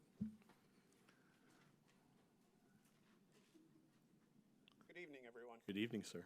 Nice to be here. It's an honor to be here with you this evening and for this wonderful opportunity. I would like to personally thank the board, Mr. Hyde, Mr. Pitts if he's in the house, Ms. Jenkins if she's in the house, Ms. Pasco if she's here. There she is. And of course, my team, the Business Process Support Team. Last but certainly not least, I want to thank the most understanding person that I've ever met, who graciously tolerates my long days away. The love of my life, Tatiana, who unfortunately could not be here with us tonight. But I thank each of you again, and please have a good evening. Thank you. Thank you. Congratulations.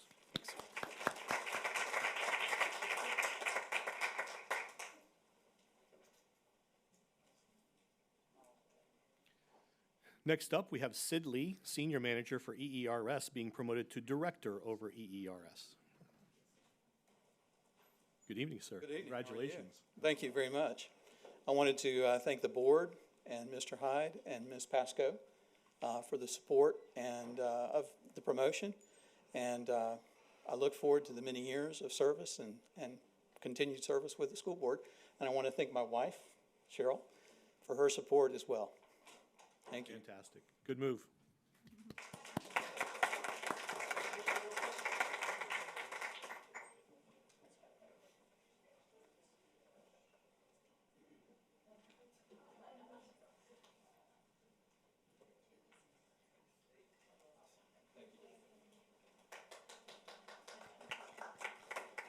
Ms. Erica Morse, Acting Director for as Community Liaison, is being promoted to full Director of Community Liaison.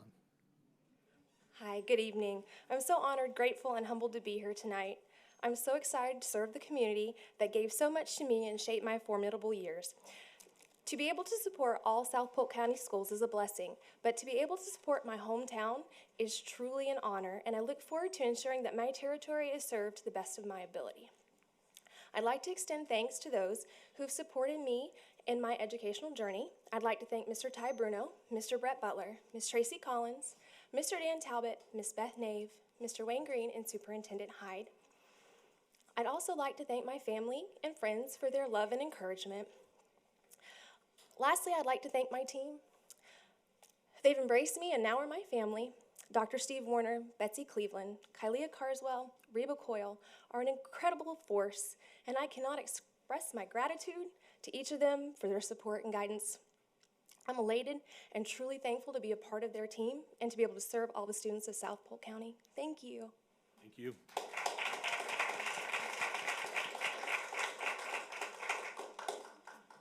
Say, come on down for a photo. He's a cutie. He is.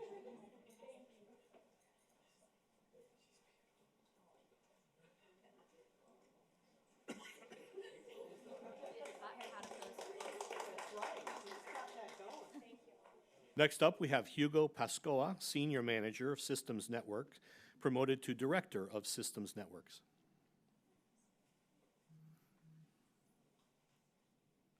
Good evening, members of the board, Superintendent Hyde. I'd like to thank everyone for your support, and Ms. Pasco and my team who works day in and day out to do all the great work that we do. Thank you very much. And also want to thank my wife and my daughter who are here with me today, and with all the support that they give me at home as well. Thank you. Congratulations.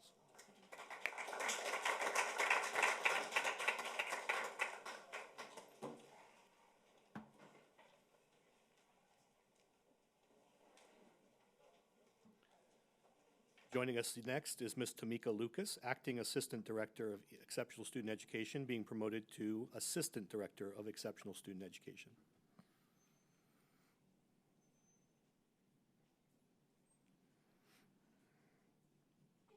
Good evening. Good evening. I just want to say thank you to the board and my interview panel for the opportunity for advancement and giving me this chance to keep doing the work for our Exceptional Student Education Department. It is my passion. I also want to thank my husband and the rest of my family. I have a lot of family out here tonight supporting me, so a lot of love. Thank you. Congratulations.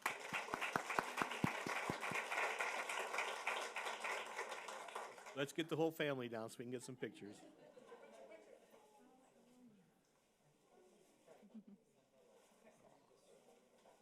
That's awesome. That's fantastic.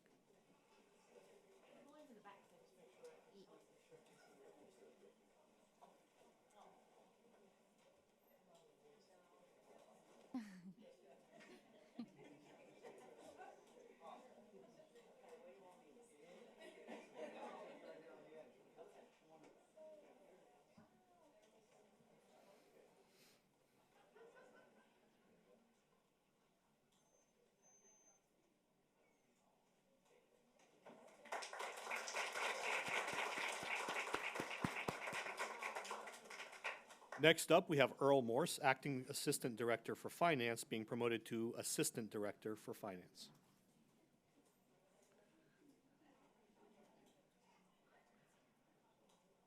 Next, we have Joshua, is it Wamba?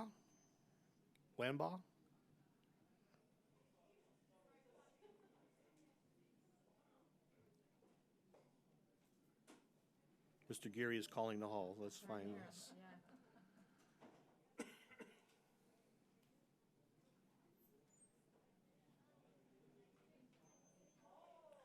Next up, we have Byron Morrison, Acting Principal on Assignment, being promoted to Principal on Assignment.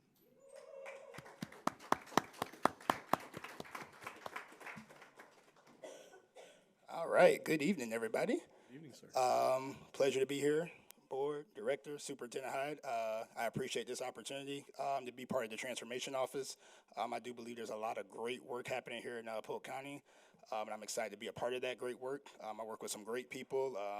My new regional assistant superintendent, Ms. Bennett, has been amazing, as well as the other regionals and senior directors. So we've had a great time thus far, being out in schools and just doing the great work. I want to give a special thanks to my wife, Lauren, who's here tonight.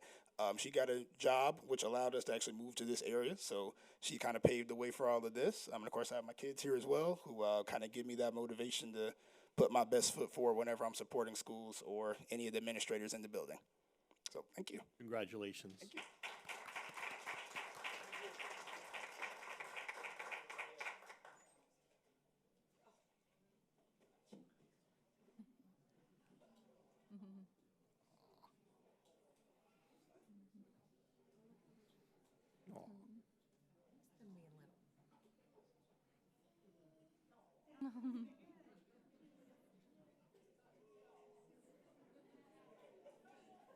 What do I have here?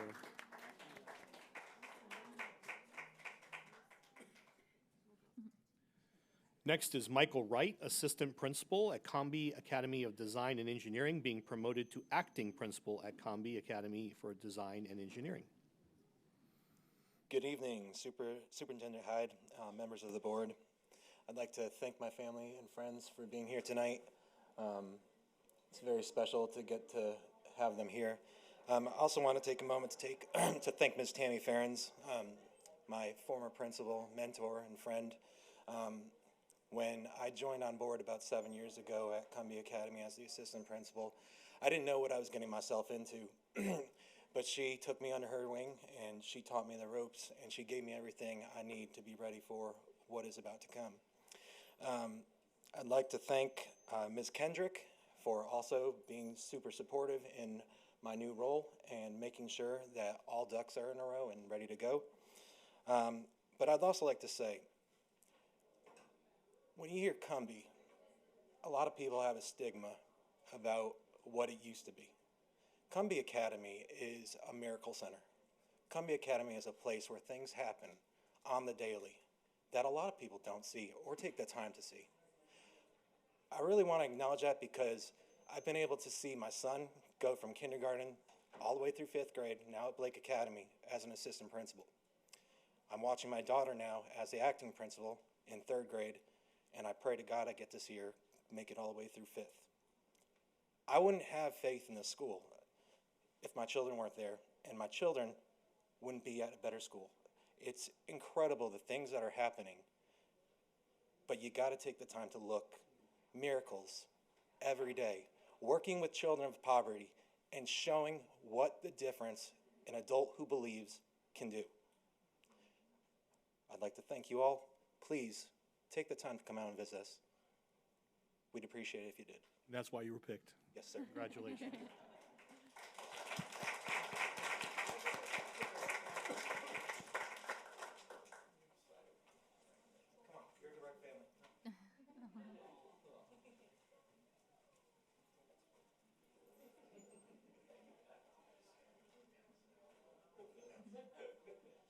There she is.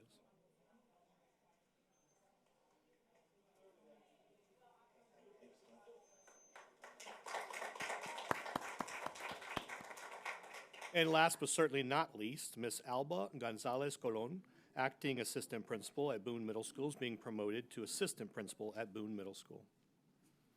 Congratulations. Thank you. Buenas noches. Good evening, everybody. I want to thank Polk County Public Schools, Mr. Hyde, Dr. Henry, and Mr. Livingston for this opportunity. I definitely want to thank my family for their support all the time. Quiero dar las gracias al Condado de Polk, a Mr. Hyde, a Dr. Henry, al señor Livingston por esta oportunidad. Definitivamente le quiero agradecer a mi familia porque siempre me apoyan. I'm super excited to serve the teachers and the students in my community. Estoy bien contenta y bien emocionada de poder servir, ayudar a los maestros y a los estudiantes de mi comunidad. Thank you so much. Amazing. Congratulations. Thank you.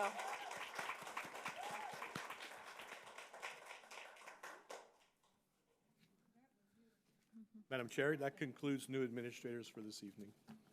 Thank you so much, Superintendent Hyde. She can do that again. It's so pretty.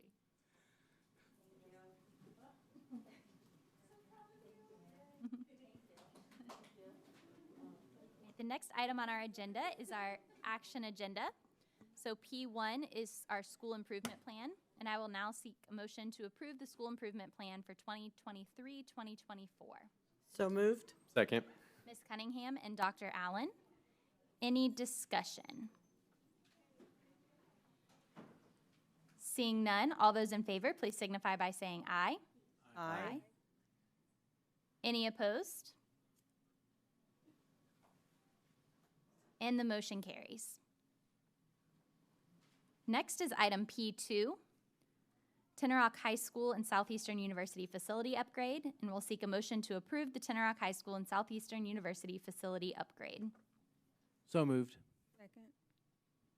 And that was Mr. Sharpless and Ms. Fields. Any discussion? Seeing none, all those in favor, please signify by saying aye. Aye. Any opposed? And the motion carries. Next is going to be action agenda P3. And I will seek a motion to approve the library books list for elementary schools, K-8 schools, middle senior high schools, and high schools. Move approval. Ms. Fields and Ms. Miller. Any discussion? Seeing none, all those in favor, please signify by saying aye. Aye. Any opposed? Opposed. Mr. Nolte? So the motion passes 6-1.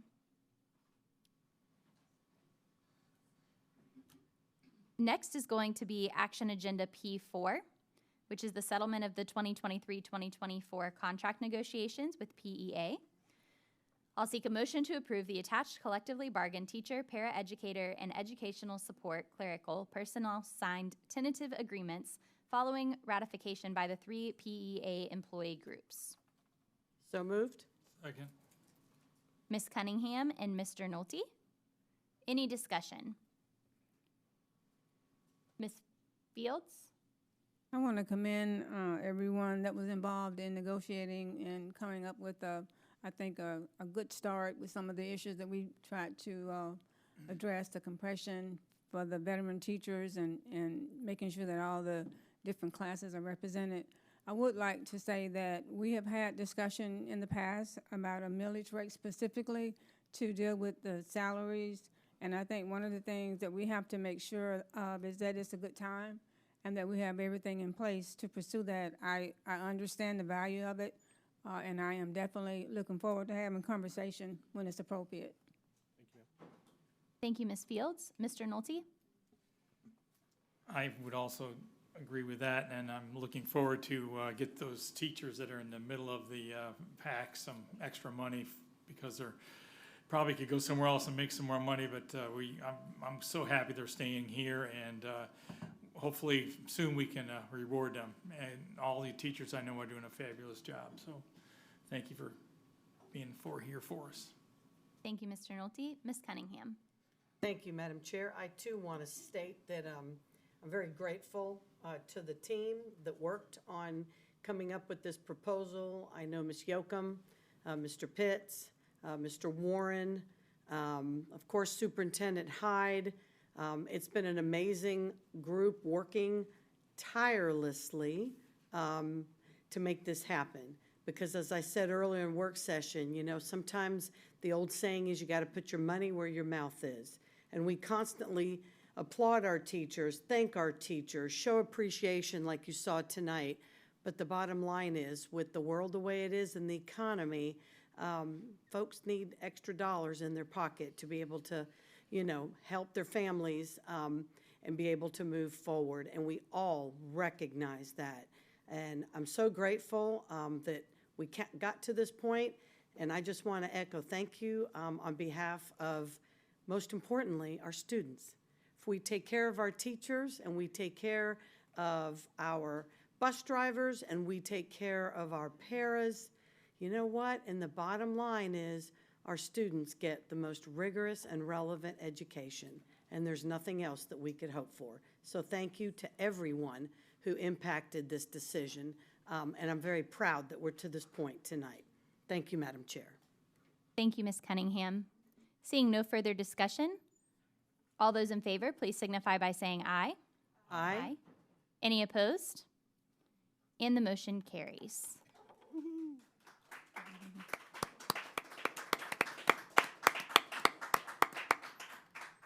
And I will now close this meeting to open the public hearing.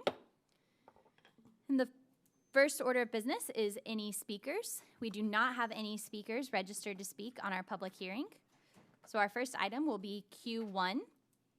I'll seek a motion to approve a public hearing on the 2023-2024 Student Progression Plan for purposes of board approval.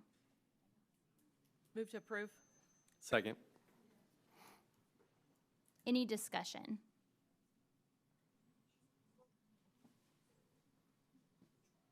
Seeing none, all those in favor, please signify by saying aye. Aye. Aye. Any opposed? And the motion carries. Next will be item Q2 for policy updates. We have 2 policy updates this evening. The first, I'll seek a motion to approve policy 1111, designation of new position. Move approval. Second. Ms. Fields and Ms. Miller, any discussion? Seeing none, all those in favor, please signify by saying aye. Aye. Aye. Any opposed? And the motion carries. Next policy, I'll seek a motion to approve policy 5330, use of medications. Move to approve. Second. Ms. Miller and Ms. Fields, any discussion? Seeing none, all those in favor, please signify by saying aye. Aye. Any opposed? And the motion carries. I will now close this public hearing and reopen our school board meeting. Next up is our superintendent's report. Superintendent Hyde. Yes, ma'am. Madam Chair, before I give the information about our next upcoming meeting, I do want to congratulate the amazing students and staff at Ridge Community High School. As you know, we recently had the opportunity to host our Commissioner of Education as he came here to talk specifically to our students, and the Secretary of the Florida Lottery System, who came to visit with students and continue to share information about the Florida Bright Future scholarships, for which there are now 4 opportunities for students to get free money for college. And I'm very excited, in fact, that 2 of them are trades vocational slants and opportunities for our students. And so they're truly, the state of Florida is truly honoring its commitment to provide opportunities for all students, regardless of what path they may be pursuing, college or career readiness. So it was an excellent opportunity. The students there were absolutely amazing, to the point that our commissioner made several comments to that end, and he's looking forward to returning to visit that school and some of our others. They were very pleased with the facility. They were very pleased, again, with the way the students interacted with them. That is one of our Civics Academy schools, and so I had the opportunity to go visit just yesterday with the civics class and answer questions for them about civic responsibility and leadership and my role and the board's role and how do we work out, purview in certain instances. But they were fully engaged, very excited, and we have now connected them.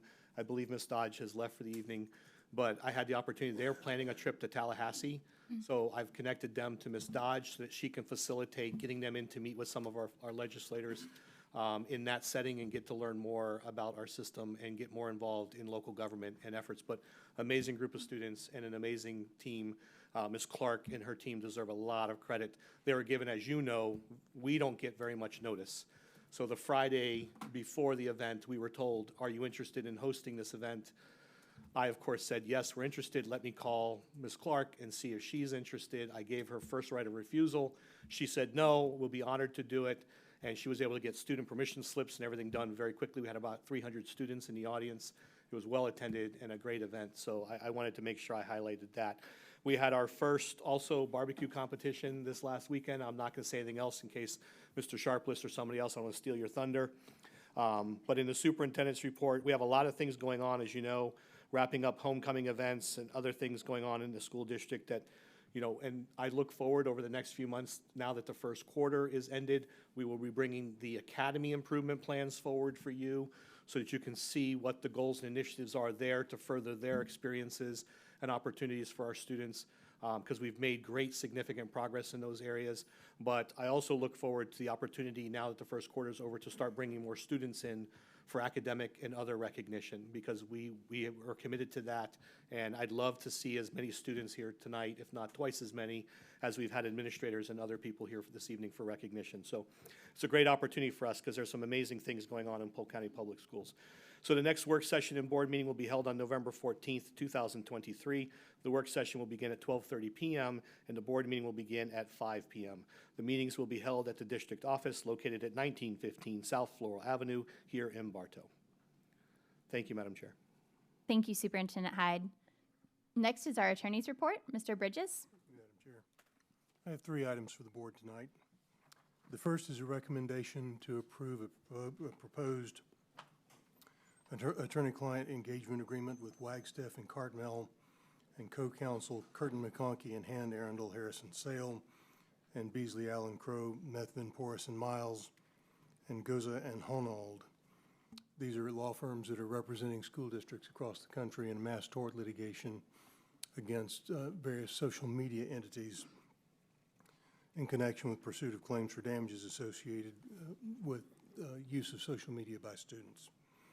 It's on a contingency fee basis. There's no cost to the district.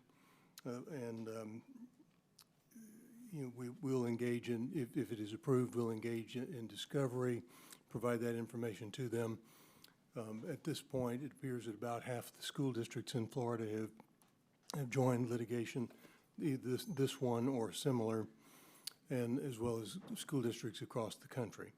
It is similar in its scope and in the nature of the litigation to the lawsuit the district joined having to do with vaping and with the Juul as the defendant, which was successfully prosecuted by the same group of attorneys. So for your consideration, I would recommend approval of that. Thank you, Mr. Bridges. I'll now seek a motion to approve the proposed attorney-client engagement agreement to provide legal services in connection with the pursuit of claims for damages associated with social media in litigation. Move approval. Ms. Cunningham and Mr. Sharpless, any discussion? Seeing none, all those in favor, please signify by saying aye. Aye. Aye. Any opposed? Aye. That was a aye, yes, you agree, not oppose, correct? I oppose, actually. You oppose, okay. So we have, it carries 6-1. Thank you, ma'am. The second item that we have this evening is, you'll recall that the board previously approved settlement of claims pursuant to the litigation that I mentioned earlier against Juul and various vaping entities. And that was a mass tort litigation brought by the same group of attorneys we just mentioned. And the school district's share in that settlement was a nice 7-figure sum. At that time, they indicated that there was the possibility of additional funds once they performed some housekeeping and as long as they had a sufficient number of the plaintiffs who approved it in timely fashion, which they did. And they have now offered an additional amount of $752,446, which would conclude that litigation, and I would recommend that you approve that settlement as proposed. Thank you, Mr. Bridges. I'll seek a motion to accept the proposed global government entity settlement agreement with Altria Group Incorporated, Philip Morris USA Incorporated, Altria Client Services LLC, Altria Enterprises LLCF, and Altria Group Distribution Company for the gross amount of $752,446, inclusive of attorney fees and costs, and to authorize the board chair and superintendent of schools and the general counsel to execute all documents incident to the settlement of this case. So moved. Second. Ms. Fields and Ms. Miller, any discussion? I have something. Ms. Fields. I don't really want a discussion, but I just want to have Superintendent Hyde to kind of say very quickly how those dollars will be used. Please. Are you going to propose? Ms. Fields, you want me on the record multiple times do. as it relates to this. So for the Juul settlement, there are two areas that we will expend funding on. Number one is obviously educational support, anti-tobacco, anti-vaping campaigns in our schools. In addition to that, the majority or the bulk of those will go into vape detection devices in our middle school and high school restrooms, so we can help defray those issues as well. Thank you. Yes, ma'am. Any further discussion or making Mr. Hyde go on the record? All right, seeing none, all those in favor, please signify by saying aye. Aye. Any opposed, please signify by saying nay. And the motion carries. Thank you, ma'am. The third and final item that I have for you this evening is a request for authority to advertise a public hearing to be held on December 12th, 2023 during the regularly scheduled board meeting for policy updates, including, and I'm going to run down the list very quickly, 2266, non-discrimination on the basis of sex in education programs and activities, 5136, wireless communication devices, 7544, use of social media, 1120, employment of administrators, 3120, employment of instructional staff, 4120, employment of support staff, 1121.01, background screening and employment history checks, 3121.01, background screening and employment history checks, 8475, criminal background screening for contractor access, 5771, search and seizure, 1217, weapons, 3217, weapons, 4217, weapons, 5772, weapons, 7217, weapons. Weapons is a popular topic. 2370, educational options, 2120, school improvement, 1242, professional learning, and 3242, professional learning. Thank you, Mr. Bridges. And I'll now seek a motion to approve to advertise the public hearing for the policy updates Mr. Bridges just read. So moved. Second. Ms. Cunningham and Ms. Fields, any discussion? Seeing none, all those in favor, please signify by saying aye. Aye. Any opposed? And the motion carries. Thank you, Madam Chair. Thank you, Mr. Bridges. Next on our agenda is board member reports, and we'll start with District 1. Dr. Allen. District 1. I'm going to start with my pencil stat for you tonight. And I was going to say, did you know that the average pencil can write about 45,000 words? I shared that stat with my students today in my principles of game design class. And then at that point, they started to banter what the longest words that they could recall that they had memorized growing up. So it would write less, but there's your stat for today. I mean, we've been so busy and so consumed, and just reflecting on our work session today, I was drawn to a discussion about an issue with some students and whether they should have been placed in the proper course or not. And so I wanted to start my comments off by just saying thanks for the responsiveness from Superintendent Hyde and his team on that particular issue. But then I was just reflecting back on the last 2 weeks of maybe several different things that when a parent brings an issue to me or sends a text message, because we are all accessible. You can go right on our page, you can hit my phone number, send me a text or call me, it'll come right to my phone, and then hopefully I can follow up as quickly as possible. But when that issue comes forward and I connect with the superintendent, how quickly things happen. So here's one. I just wanted to say again, thank you. This came to me from a teacher. I wanted to say thank you again. Thank you so much for meeting with me. Whether it was serendipity or intervention, I'm inclined to think that it was the latter. Things started moving along well. We were getting up and running, not at all there yet, but we can work and we're making our work. Always a win in my book. My students and I thank you. And this was a text message. Just a quick follow-up from me. Hope our district offices reached out and things are moving forward. The response, I heard from someone yesterday and expecting to hear back from her in the next day or so. Thank you for getting the ball rolling. We have a heavy lift here, but just to let you know, we are accessible. So grateful to serve in this capacity. What a great day to honor and to recognize some great things happening in our school district. And I look forward to seeing that line of students out the door as we recognize the great things that they're doing as well. I probably know all kinds of different events that I've been to, and it can get very, very long, but I did have a chance, I'm gonna just end with these two little snippets. I had a chance to coach at Tenor Rock, not like football coach, but academic coaching for a case study that involved Bank of America. That's a part of our 3DE initiative, which is under the umbrella of Junior Achievement in Polk County.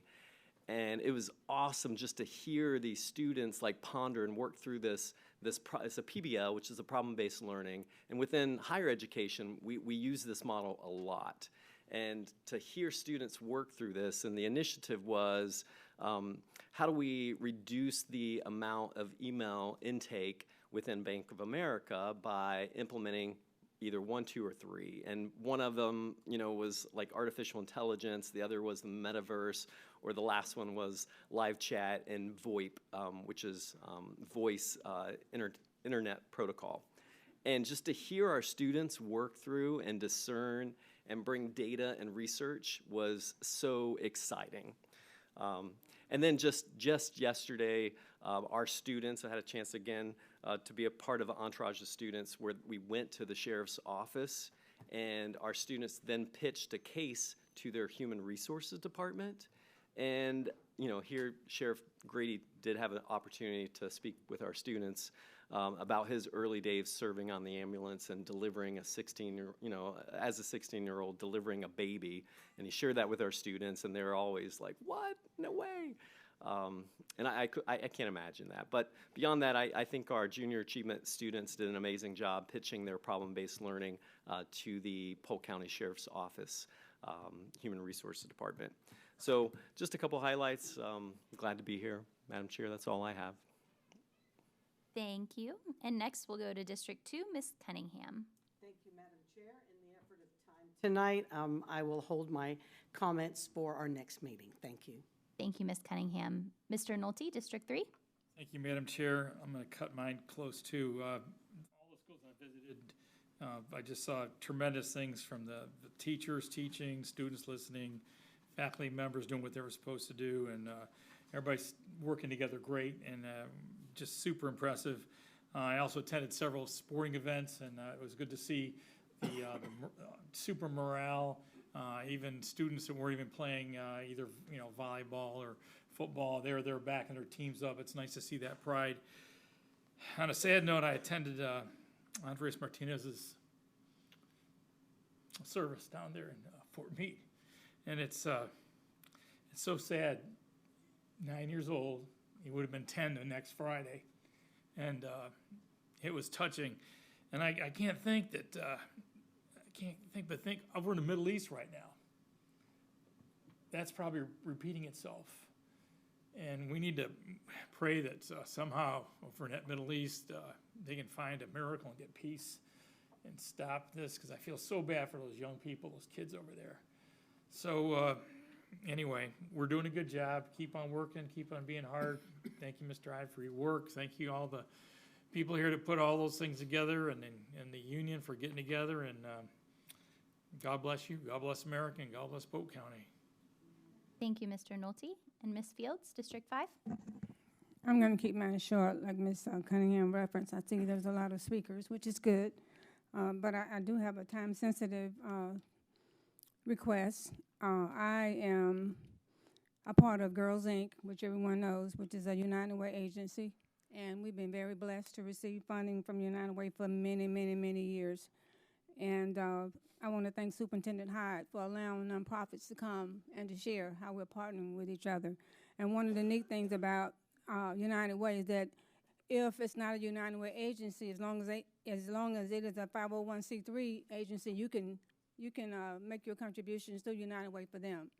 And so today, I'm challenging my board peers to, if you aren't already given to United Way, you all have the form. It was given to you. And I am challenging you to make a pledge to United Way. They do payroll deduction. You can make a one-time payment. Whatever works for you will work for them. But this money goes back in the community, and it is very well scrutinized, and we have to account for every penny that we get. And it makes an impact in so many lives, and you never know when you might need the service. So I'm actually going to make a pledge today. I'm giving this to Jeanette Crowley. And again, I would encourage you all to do the same, and I'll wait for next month to give my other items. Thank you. Thank you, Ms. Fields.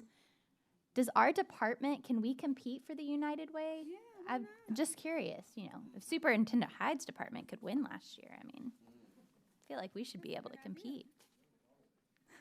We do have a bobblehead. Mr. Sharpless. I have a few things. First, I want to congratulate, I was on the prize patrol for District 6. I want to congratulate Kelsey Matthews from Pinewood Elementary for being District 6 Teacher of the Year, and Matthew Brojanowski from Roosevelt Academy from being for this District 6 School-Related Employee of the Year. I look forward to both of them winning at the Inspire Awards, because District 6 is the best. But in all seriousness, congratulations. It's to be recognized by your peers is something truly remarkable. Superintendent Hyde did allude to this, but I appreciate you allowing me to say this. Fort Meade High School held a barbecue contest this past weekend, and Rick, you and I are the new members of the board, but it seems like we have a little rivalry going on here in the barbecue department, because Fort Meade, your school, did win first place grand champion, and Roosevelt Academy, one of my schools, got reserve grand champion. So hopefully, there's going to be multiple barbecue contests throughout the year. So we'll have to see who comes out on top at the end. But also, I attended McLaughlin Academy of Excellence. Had a reception for the new academy they're bringing, the new career academy from Duke Energy, the Duke Energy Academy. I was there. I want to personally thank Duke Energy for investing in that school. It's in Lake Wales. We need more career academies, especially in that energy area. So I just thank you, Duke. I appreciate it. Two other things. I started an initiative this school year, my agricultural literacy initiative, and to date I've been able to read at 3 of our elementary schools around the district. I've got some more coming up as well. So I want to thank Eastside Elementary, South Point Elementary, and Alturas Elementary for having me come out and read to your students about agriculture, something that I find very important. I want our students to realize that milk does not just come from Publix; it actually comes from a cow. But there's a lot of other things too. And the last thing is a very sombering and serious point.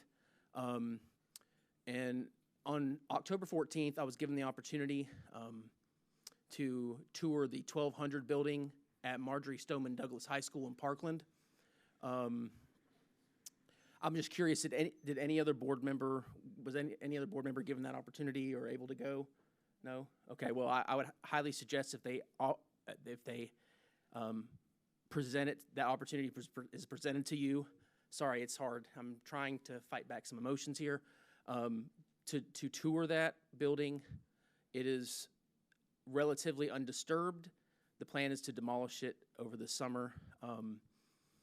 It just made some things real. You know, we vote on student safety stuff here as board members. This is the kind of stuff that keeps you awake at night as a board member. Personally, I have 3 sons. My wife's a teacher. My mother's a teacher. My father's a teacher. My brother's a teacher. My mother-in-law's a teacher. My father-in-law works in our maintenance department here at the school. So I've got pretty much my entire family is on a school campus every day. And to tour that building and to walk over the glass, to see bloodstains, to see what I saw there, that will never go away from my memory. And so when we make decisions on school safety here, that will always be in the back of my mind. And so if you, fellow board members, if you have an opportunity and that's presented to you at all, I would take it because time's coming short on that. But, I mean, it's serious, and it's something that we deal with. So I'm just going to end there, but yeah, I'll end there. Thank you, Mr. Sharpless. Ms. Miller? I just have a few things. I want to go back to that project-based learning at Tenoroc. 3DE, sometimes people think it's a printer, and because it is 3D printing, but this is not what the program is. This is a program that involves the community and needs community support. If you're a business owner and would like to get involved in mentoring these students, it's a curriculum that goes throughout their day that talks about how to solve problems. And we have corporate sponsors that come in, and it happened to be Bank of America. And I got to see the kids. I was able to judge that, and it's hard to judge because I think they all did a great job. But you got to see kids take problems and actually come up with the solutions, and they present them back to the company, the representatives from Bank of America. I saw kids who had never thought about banking, didn't even have an account, and didn't know how to open a checking account, go from only learning about that all the way to suggesting that they make their apps available for virtual calling because nobody wants to iChat with people they don't see. So it was great to see the kids involved in trying to come up with solutions. And I think that's what it's about for our kids, trying to resolve real-world issues. It gets them excited about learning. I want to mention this Friday at Roosevelt Academy, there'll be a dedication ceremony for the welding program. I'm mentioning this, it's not my district, but the people that made this possible, the Gassett family, I grew up in church with, these were good people that left their money to students of Polk County. They didn't have kids of their own, but they wanted to make sure education was readily accessible. And Mr. Gassett was a welder and familiar with that, and so they're opening the welding program, along with the Garcia family, which is also related to the Gassetts. They're providing a $20,000 donation for welding supplies, from providing DC welding booths, and a $20,000 donation for welding supplies. And the Gassetts are no longer on earth to see this, but I know their family members are, and people that knew them growing up and knew how much they cared about the community knows what this means to them. So I'm excited to join that at Roosevelt. I'll see you out there in District 6. On Friday at 9 a.m. You don't need to RSVP if you've known the Gassett family or you want to support that welding program. You can just be there at Roosevelt at 9 a.m. on Friday. I have one other thing to mention. We are doing something we've done in the past. It's a meet and greet throughout the county. They're called town halls, and it's for our support service staff. So anybody in ESE, all of those staff members, and that crosses over to mental health and social services, all of those things will be accessible to the community. We have a lot of new staff in those areas, and in the past we've done this and it was very successful. The first one will take place, and I think it's actually at Roosevelt. Something about Roosevelt, we're having a lot of activities out there. The first one is the 30th at 5:30, and it is at Roosevelt Academy, but they will be across the county. So that following week, the 30th at 5:30 is at Roosevelt, or you can come out Thursday, the 2nd, November 2nd, and that will be at Lake Region. And that will be a place for families to come and learn if you have questions or issues with IEPs or support services, or you just want to meet who's in charge of that. And so you can create that foundation, that friendship to, resolve any issues that may come up throughout the year, or make celebrations for things that are occurring with your students. You can go to our website. You can go on all of our social media. I've shared it. We'd love to see you at those town hall meetings. That's what they're for. So please come out to those. And I think that's all I have. Thank you. Thank you, Ms. Miller. I will reserve my report. My only comment will be, because I forgot to say it in the work session earlier, just a reminder to my colleagues that we have all of our evaluations to fill out. So if you could please have those in by October 31st, I would greatly appreciate it. And again, if you have any issues accessing them, please let Yvette or Linda know and we can work through those. We do have several speakers for non-agenda items. We've been going for about 2.5 hours now. Do we need a break, or are we okay to keep moving? Go ahead and start. All right. We take a break as needed. So, all right. So we will now begin with our public comments for items not included on this evening's agenda. Just as before, to register to speak, community members must have filled out a speaker card in the lobby prior to the meeting. All speakers will be given 3 minutes. The light will turn yellow when you have 1 minute left, and you will hear a beep when your time is concluded. Please note that although the board encourages community participation, no immediate action will be taken on items presented during this public comment portion of the meeting. If follow-up board action is required, then the matter may be placed on the agenda at a subsequent meeting in accordance with school board policy. First on the list is Robert Goodman, and on deck will be Royal Brown.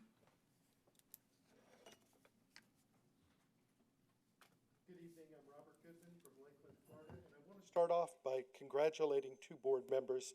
Board Member Wyatt and Board Member Sharpless, I understand, are parents to new children. That, as a parent of 3, that is one of the best things that ever happens to you in your life, so congratulations to both of you. I know it's not your first, and I believe it is yours, so congratulations on that. I do want to thank you for the gaggle clarification. I was able to speak to Ms. Pasco about that, and it does make me feel a little better that gaggle is not being used in our district the way it is in some others. So thank you for trying to protect the children. And that's what I'm going to talk to you about the rest of the time. Last week, I was at the Florida Department of Education State School Board meeting, and I got a chance to talk to several board members, FDOE officials, and Chancellor Burns. And I want to share with you some of the information we learned. It was validated that all content in the library, whether it's a student library or a classroom library, in a media center, is the responsibility of you and the superintendent above all else. It was said that all of our books are good under Florida statutes and state board rule. I gave the same packets that I emailed to all of you yesterday to the state school board members, and that was not quite the reaction I got from them. I encourage you to read those. It also was said that we have policies and procedures in place. First, they're not working. Second, these are the procedures, or these are the policies, these are the procedures, and if you look, they don't even relate to each other. They're totally different. According to the policy, there is supposed to be one of you at every book challenge. I've monitored all the book challenges for the last 1.5 years. There are no board members, but it clearly states in board policy that you are to be present at those. It also says that there's supposed to be 3 parents and 5 staff members. When I pulled the records for Kathleen, there were 2 minor age students, and there was 2 parents listed. So we're not following the guidelines. Chancellor Burns also confirmed that a parent or resident who challenges a book does not need to read the entire book. The form says that they have to. He said that is for data collection only. One of the state school board members looked at some of the content and said, I wouldn't read more than 3 pages of this. So it's clarification that the whole books do not need to be read, and I sent you excerpts. We also learned that many school districts in the state are making it difficult for parents to find the challenge forms on their websites, and they're making the challenge process cumbersome and hard, and they discuss that at a board level. I don't know if that's the case here. I just want you to be aware that that's there. Also, contrary to media propaganda, no book in Florida has been banned. No, just because it's not available at a school, there are no brave books in our libraries. They're not banned. They're just not available to students. Age-appropriate books are not banned. Okay. Next is Royal Brown, and on deck is Matthew Gracholski. Thank you, Mr. Brown. Matthew Gracholski. All right, he's coming around. On deck will be Nancy Willett.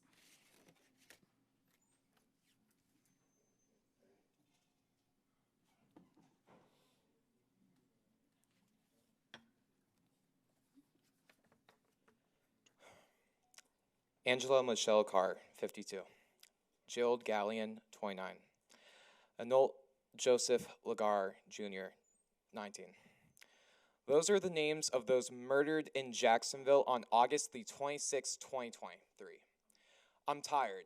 I'm tired of these meetings having conversations and dialogue sprinkled with hate. You all took an oath to protect kids in this county. Don't exclude certain ones for being different. Highlight them. Listen to them. We need to have a return of proclamations, an increase of mental health funding, clear opposition to kicking out books about Black and LGBT history. That's what we need. Remind the community that when you add fuel to the flame, you walk out with blood on your hands. Certain people may dabble in hate and campaign finance violations to win, but we will remember what you did. So many students called me after the last meeting I spoke at crying, saying that nobody has represented them like that. It shouldn't be my job to represent them. It's yours. And the biggest heartbreak from that was telling them that I didn't feel like I fought hard enough. But I realized the majority of the board did not listen enough. I know which member hugged me, thanked me for speaking, and which ones did not. This county and this country is of the people, by the people, for the people, and we won't forget that. People ask me why I sit here and yell at you. I don't want to. I don't want to be here almost every single Tuesday. It's because I hoped that you would listen, but you didn't do it. We live in the state where to be called a nickname in the classroom, you need to get your parents' consent. But it does not matter if that nickname is the F slur in Polk County. Let me tell you something. The first time you learn and you love a transgender student in the state of Florida is the level of hatred that they have faced and has festered in our hallways, yet you haven't condemned it properly. You enabled it with removing proclamations, and now the issue of burning books is back in at full display in this meeting. Christ Almighty, can we have sane and sensible schools again? Alas, we saw the allies of those who murdered those 3 innocent community members in Jacksonville in the room that very day you voted to strip proclamations. They were the same people who rallied in Altamont and Munn Park, yet only a small group of you publicly condemned them. I want you to condemn all of them and on the record and say that the men wearing decorations of swastikas saying 1939 were bad people. Tell me that. We deserve that. Protect trans kids, protect Black kids, protect Hispanic kids, protect gay kids, protect migrant kids, protect kids for heaven's sake. Thank you. Nancy Willett, and on deck is Jonathan Algado. Ms. Willett? My name is Nancy Willett. I live in Lake Alfred. My comments will be about the book, and I will be reading excerpts from the book Push by Sapphire. This book has been challenged and it has been removed from at least 6 counties in Florida. It is still in at least 2 school libraries in Polk County. I'm not going to read but some small excerpts from it. It is about a sexually abused teenager. I want to say one thing about it. This book began as the name of the book is Push. It became quite famous because a movie was based on some of it. The name of the book has been changed, actually, to Precious. In 2009, there was a movie you may be familiar with. The name of that movie was Precious. It was about a sexually abused teenager, but it's a much bigger story than that. So, I'm only going to read 2 small excerpts from this book because I think it's very important that this stay out of the high schools, most definitely.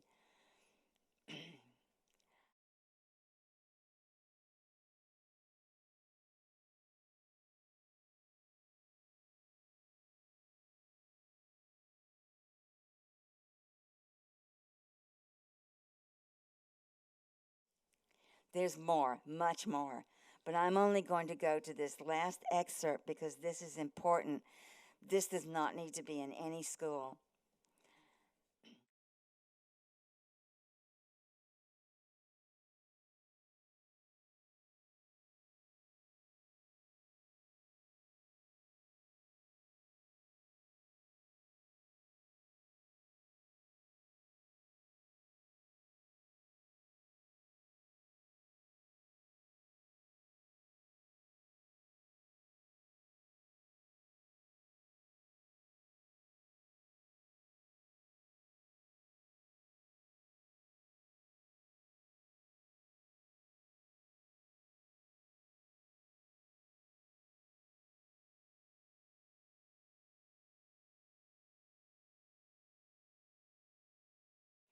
There's much more in this, but this does not belong in high school libraries. So that's what I wanted to share. Thank you. Thank you. Next up is Jonathan Algado, and on deck is Patty Pike.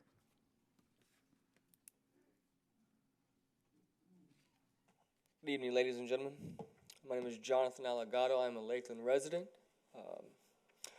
I'm also going to read an excerpt from a book that is currently in 4 high schools in our county.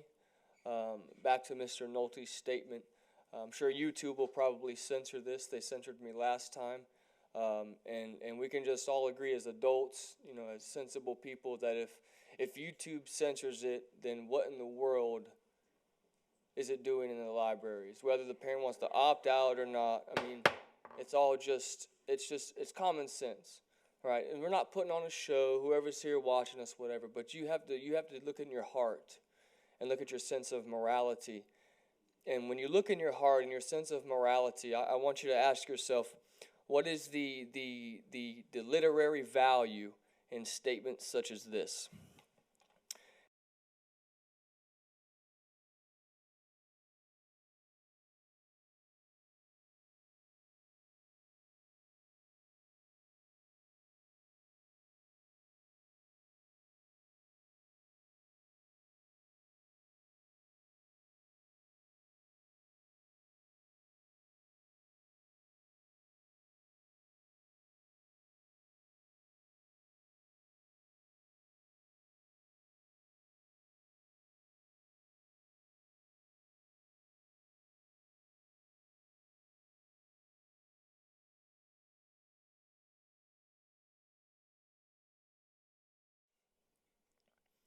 So we're adults here.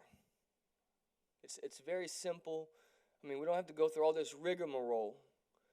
What literary value does this hold to any minor in any situation, whether opt-out process or not?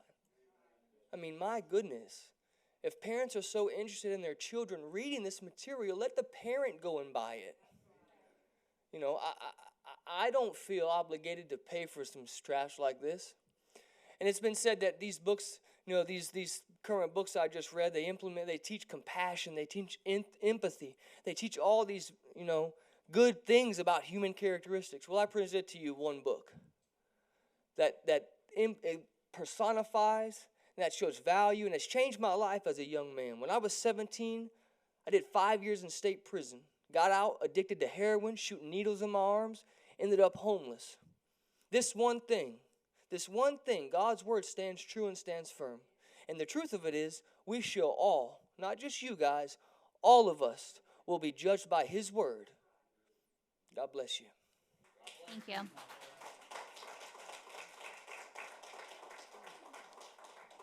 Next is Patty Pike, and on deck is Jonathan Bush. Patty Pike. All right. Jonathan Bush, and then on deck is Kim Davis. Hi, good evening. This is the book Breathless by Jennifer Niven. This is at Bartow Senior, Davenport Senior, Frostproof Middle Senior, George W. Jenkins Senior, Ridge Community Senior, Tenor Rock Senior, Travis Technical, and Winter Haven Senior. This book has been challenged and removed in Clay County. And as a grown man and as a pastor and as a father, I take no pleasure, and I'm very discomforted by reading these words.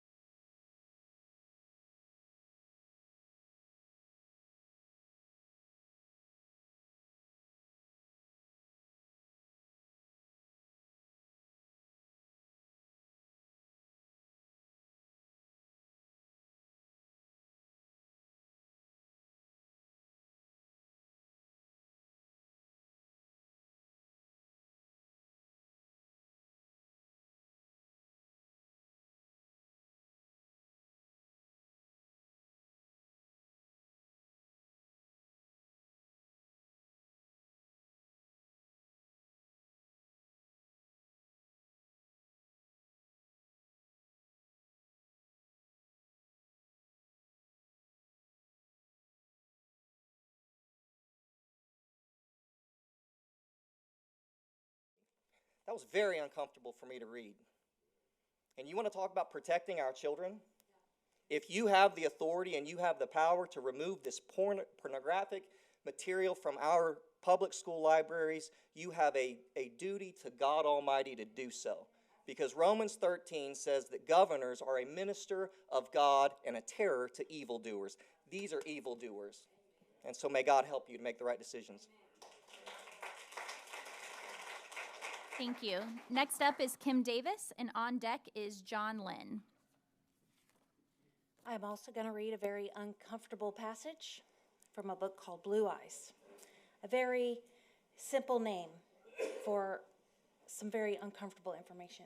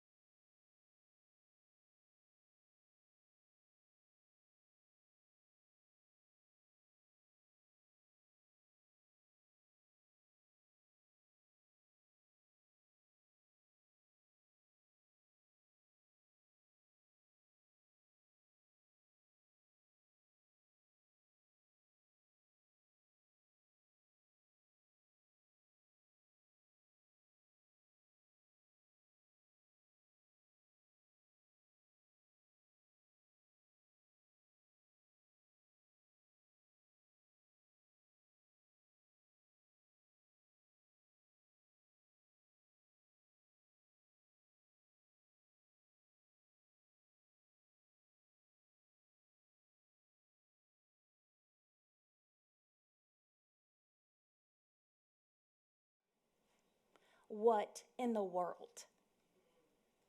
How many of your children are going to private school instead of having this crap? Y'all need to raise the bar. Just because the state has a standard doesn't mean Polk County has to have the same standard. Raise it up. Thank you. John Lynn, and on deck is George Garner. John Lynn from Auburndale. Obviously, this book made it through the safeguards that you have in place. I'll be reading an excerpt from the book Almost Perfect by Brian Katcher. This book is at Haines City Senior and Lake Gibson Senior. This book was challenged and removed in Martin County, Florida. Page 100, and I quote,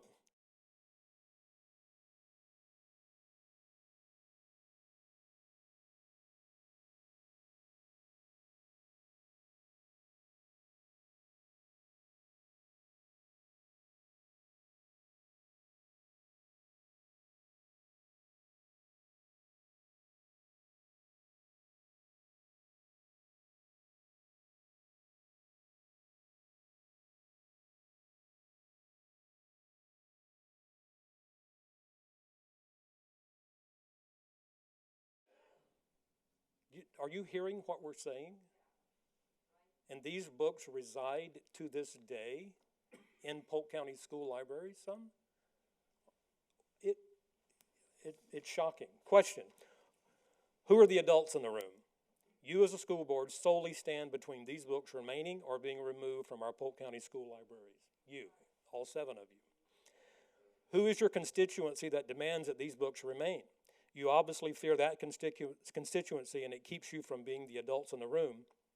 Or perhaps your intransigent attitude is politically motivated and produces a reflexive response where you are actually defending the indefensible. Would your parents have allowed these books in your home as a child? I dare say not a single one of you. Would you have allowed these books in your home today? I dare say not a single one of you. I know the answer to that, and so do you. There is no way your parents would have done so. So why are you championing this diabolical cause? Why isn't there a repeated motion on the floor every single board meeting and a second to discuss the removal of this material? So once again I ask, what stands between you being one of the adults in the room and making the only responsible decision possible to rid our Polk school youth from having any possible access to this material? Any parent who believes this material is in the best interest of their children may freely make it a part of their home library. The conduit should not be the taxpayers of Polk County vis-a-vis the Polk County School Board. It's disgusting. Thank you. George Garner? Yes, George Garner. And then on deck is Brenda Sue Locke.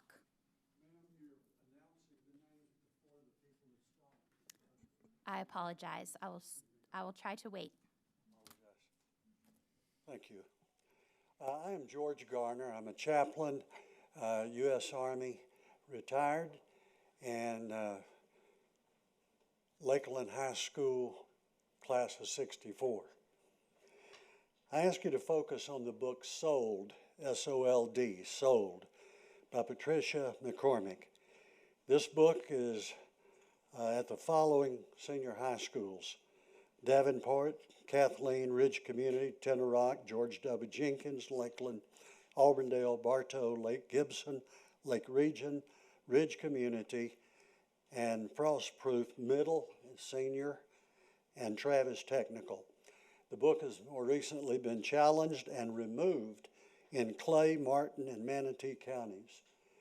The book contains explicit, aberrant sexual activities, including rape of a minor, prostitution, and explicit violence. The following is a small representative sample from the book. Page 120. And if I may say, as a chaplain in peace and in combat, I've seen all the filth there is to see. But when I came home and learned that in my alma mater in these schools, this is here, it broke my heart. Page 120.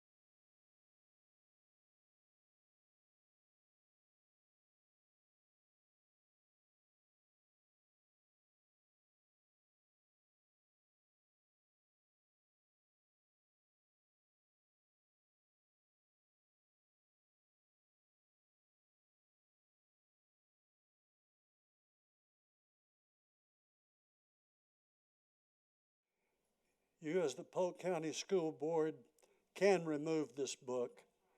I respectfully ask that you do just that. Thank you. Thank you. Next is Brenda Sue Locke, and then on deck is Bernard Wells. Good evening. My name is Brenda Sue Locke. I reside in Auburndale, Florida, and I am a retired paraprofessional for 32 years in Polk County Schools, and McLaughlin Academy of Excellence in Lake Wales has a book in its library titled Choke. that contains objectionable sexual activities, including bestiality, obscene sexual activities, explicit sexual nudity, profanity, alcohol and drug use, self-harm, and abortion and violence. This book has been challenged and removed in Clay County. I want to read from the book on page 169.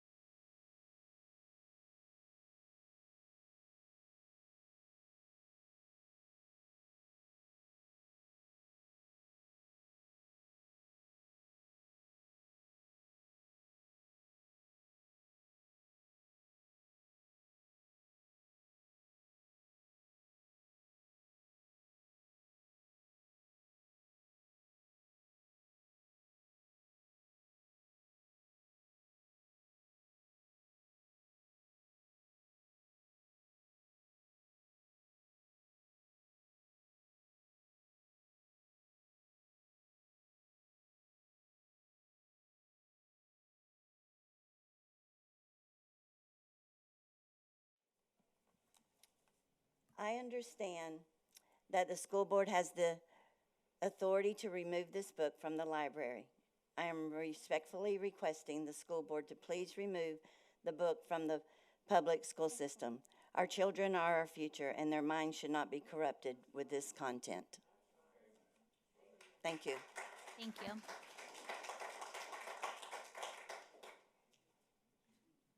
Bernard Wells, and on deck is Eddie Lorenzo. Greetings to you all. My name is Bernard Wells, and you'll get a break from the books for a moment. Since the Polk County School Board hired Mr. Hyde as superintendent, there has been a pattern of questionable hiring practices to upper-level positions in the district. Individuals who have longevity within the district, who are knowledgeable of the district, and have qualification and continually overlooked and denied opportunity for job advancement. Instead, individuals are brought in from outside of the district and intentionally placed to be promoted to higher paying positions, even though the majority of them do not have the skill set to carry out the job responsibilities. This, in turn, results in them delegating all of their work to their subordinates that has caused a mass exodus across the district. The Learning Support Division has particularly been impacted by these questionable practices. In the Learning Support Division, under the leadership of Tammy Castle Williams, that was brought in by Superintendent Hyde to replace Dr. Joshua Lutz, it has been reported numerous times since November of 22 that nepotism exists within the department, and it is apparent that it is still continuing in the form of unethical hiring and promotional practices. This rapid promotion of certain individuals within the department is questionable given the criteria needed to meet the job qualifications, and seemingly Superintendent Hyde has turned a blind eye. Many experienced and knowledgeable staff members within the ESE department have either transferred to positions outside of ESE or left the district altogether. In fact, over 30 individuals have left the ESE department since this time last year. Another ongoing issue within the Learning Support Division is that leadership has no respect for the time of others. They are constantly scheduling last-minute meetings to address non-emergency issues or topics, and oftentimes it requires staff to alter their work duties and caseload to attend these meetings. This is upsetting to parents when their child's meeting has to be canceled after they have taken off work to attend. Additionally, staff receives email and correspondence after hours and on weekends with work expectations, putting them back on the clock and infringes on their personal time. It doesn't allow for people to recoup and get the necessary mental break away from work and causes anxiety and stress, leading to health problems. The apathetic leadership and the lack of organization skills speaks volumes to the culture that has been brought in, that has been created in the Learning Support Division. Board members, Mr. Hyde, our ESE babies are waiting. What are you going to do about it? Thank you. Thank you. Eddie Lorenzo, and on deck is Donna Hager. Good evening, and thank you for giving me a chance here to speak to you guys. I'm here because students are first, but also our teachers are first. And they're suffering in our schools, and we're here so we could bring school prayers back to our schools, because God will protect everybody that is in the schools. Everybody that had kids in schools, I have 6 grandkids and 2 kids that are in school right now here in Polk County. And it's proven that prayers do help. We're not talking about religion. We're not talking about no different churches. It's just getting back to the basics that they took away from us in '62 when Marilyn decided that her son is not supposed to be allowed to listen to God, and now he's a pastor. And she was cut into little pieces and by her own group. But we want to see if you guys could help us promote school prayers back in school. We asking permission so we could go to the teachers and pass the petitions. Tallahassee already gave us this. They said with 1 million petition before December 31st, then next year they'll put it in the ballot to give us the chance of saying if we want school prayers or not. And I've been going from Jacksonville all the way down towards Miami promoting this. We have ambassadors in all the areas, and they're out there looking to get petitions signed. We have here in the central area of Polk County, Tampa, and Osceola, we have 3 radio stations that are promoting it. So somewheres, if you guys take it to heart, let's protect our kids, let's protect our teachers, because our teachers are there. But remember this, not only them are suffering, because when something happens to our kids, we all suffer. So think about that. Let's do it for the kids, let's do it for the teachers, and for ourselves too. My information, I could give you the information, I could give you a copy of the petition, you could study it, you could call me anytime. I work for him right now. Anytime. Short. Thank you. God bless you all. Donna Hager, and on deck is Aaron Fior. 10. Can we do this one first? As an observation, sitting and listening to some of the things we've heard from the books tonight, I think some of you were shocked. And certainly some of you showed great concern on your faces. I have more than one thing to talk about, so I'm going to read my book at the end.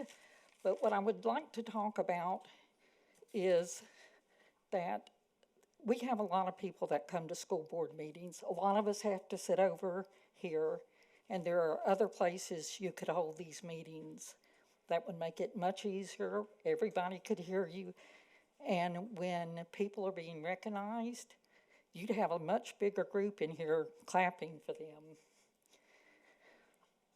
It wouldn't take much to go to one of the high schools. You could even use their camera crew, which would be really neat for them to be able to experience that.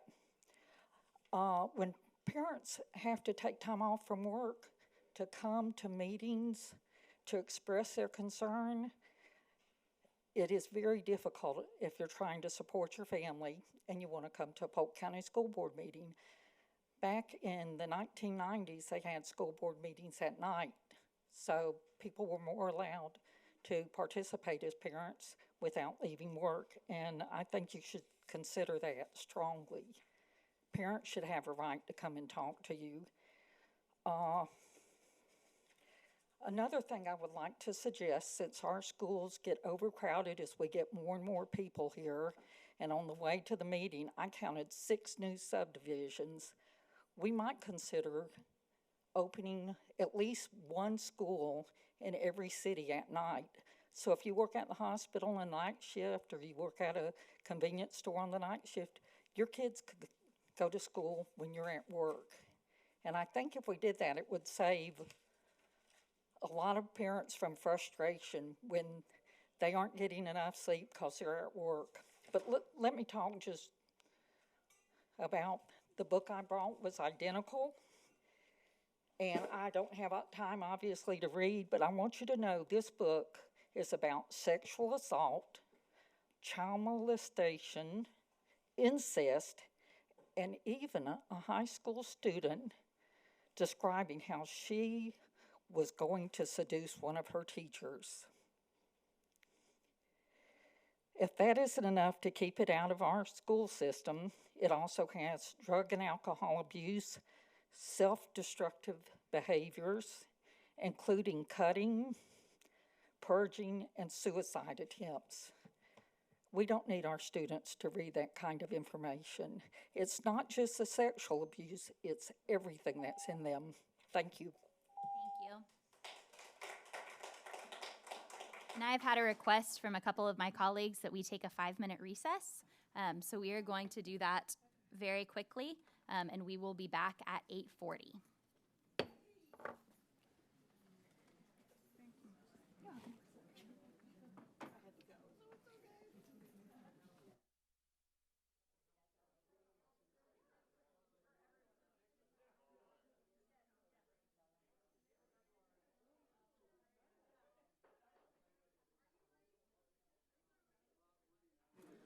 We will now reconvene this meeting.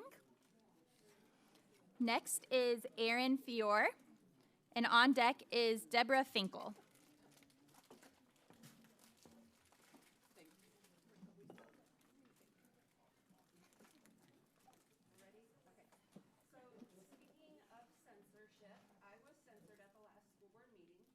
Hold on just a second, sorry.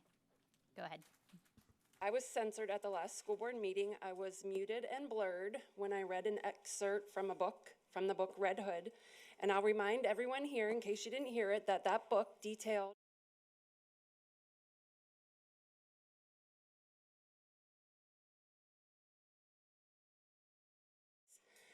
if the content of a book is not appropriate for YouTube, it should not be appropriate for our school library. Parents have a right to hear the content of these books. This school board is here to protect children, and you are not doing that by providing access to pornographic books. In addition, parents should know that the process of having a book removed is extensive. The average parent is not going to be able to attend a meeting at each individual school for each book to which they object. The book I am currently challenging is in 11 schools. That's 11 meetings that I would need to attend at 11 different schools in the county. Many of the meeting times do not work with my schedule, and at least 2 so far are scheduled for the same exact time at different schools. Parents need to hear this excerpt from the most recent book I read, and it's called Juliet Takes a Breath. It's in 8 schools in Polk County.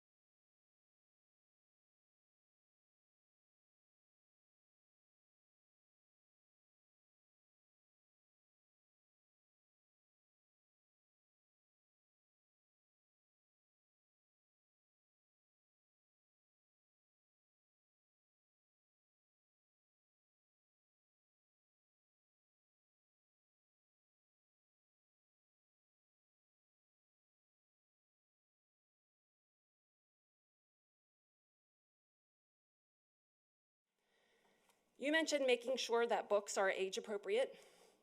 This material is not appropriate for any age. Thank you. Deborah Finkel, and on deck is Joellen McPeak. Hi, good evening. My name is Deborah Finkel. I reside in Lakeland, Florida. Lake Region Senior High has a book titled Homebody. As a parent, you would think that this book would be about a home, but it's not. And if parents can't read the book that they object to, they might allow this book to slip through. Okay, so it's about a collection of poems and illustration about women and society.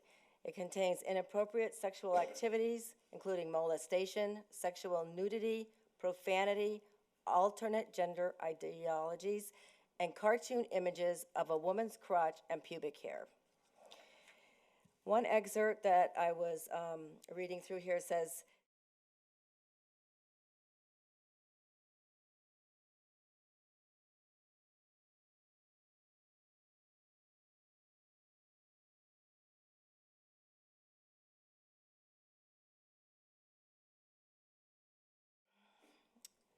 you've heard enough of this kind of stuff tonight, but I sure would like to know if one of you could make a recommendation to remove these books from our school libraries. If one of you tonight could make a recommendation to do so.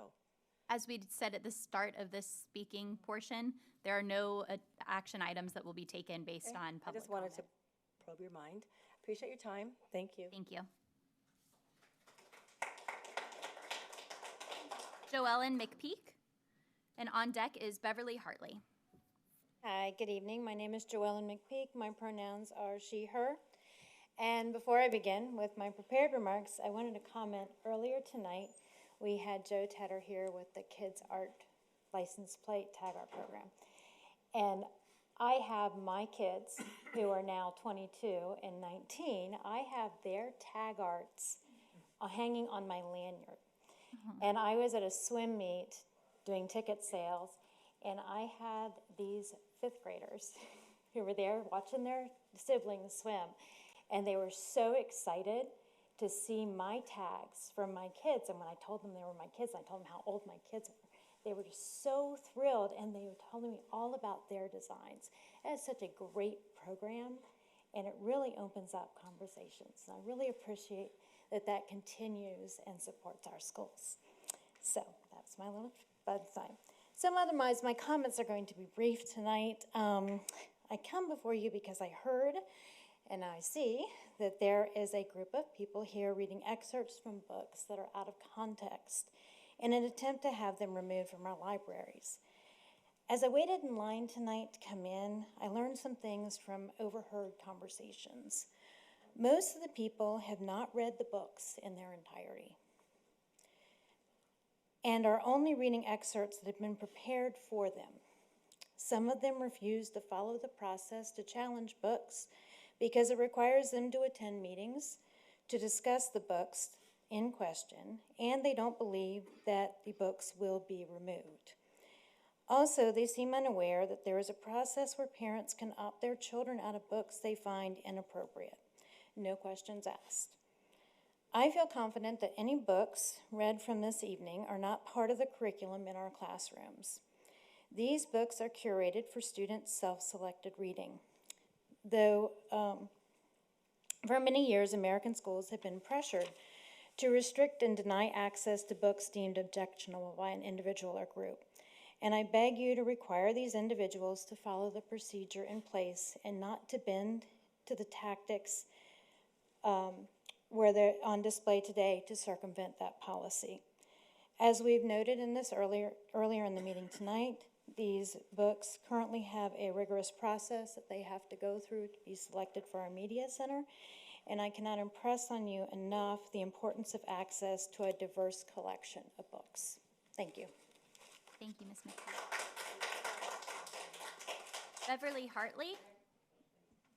Beverly Hartley, and on deck is Octavio Hernandez. Well, I believe all of you know who I am, and my name is Beverly Hartley. I I'm the mother of 3 children who have graduated from Polk County schools. I'm also the grandmother of 4 who are in Polk County schools as well. There's 2 in high school, 1 in middle school, 1 in elementary school. I also worked for the school board for 34 years. I do believe that I have a vested interest in the well-being and the success of the students of Polk County. There's things that I'd rather be doing tonight than reading pornographic, dirty books out loud at a school board meeting. However, until the school board and the superintendent and the school board attorneys decide to do the right thing for the students of Polk County, I guess we will continue to bring these books to the attention of the public. Because you see, the public does not understand what's in these books. They don't. It saddens me beyond words that those of you that I know to be good people who love children and love what you do to support them, people that I have worked for and with for so many years, people I'm still friends with, have refused to do the right thing and take these pornographic, dirty books off of the shelves of taxpayer-funded school libraries. I'm reading from an excerpt from the book Jesus Land, a memoir of Julia Shears. This book has been made available by the Polk County School Board through taxpayer funds and can be found in the library at Lake Gibson High School. It is also found in your new software. So apparently it has passed the test. It has been challenged and removed in Clay County. This is the excerpt. And believe me, I do not want to read these words at all, much less out loud.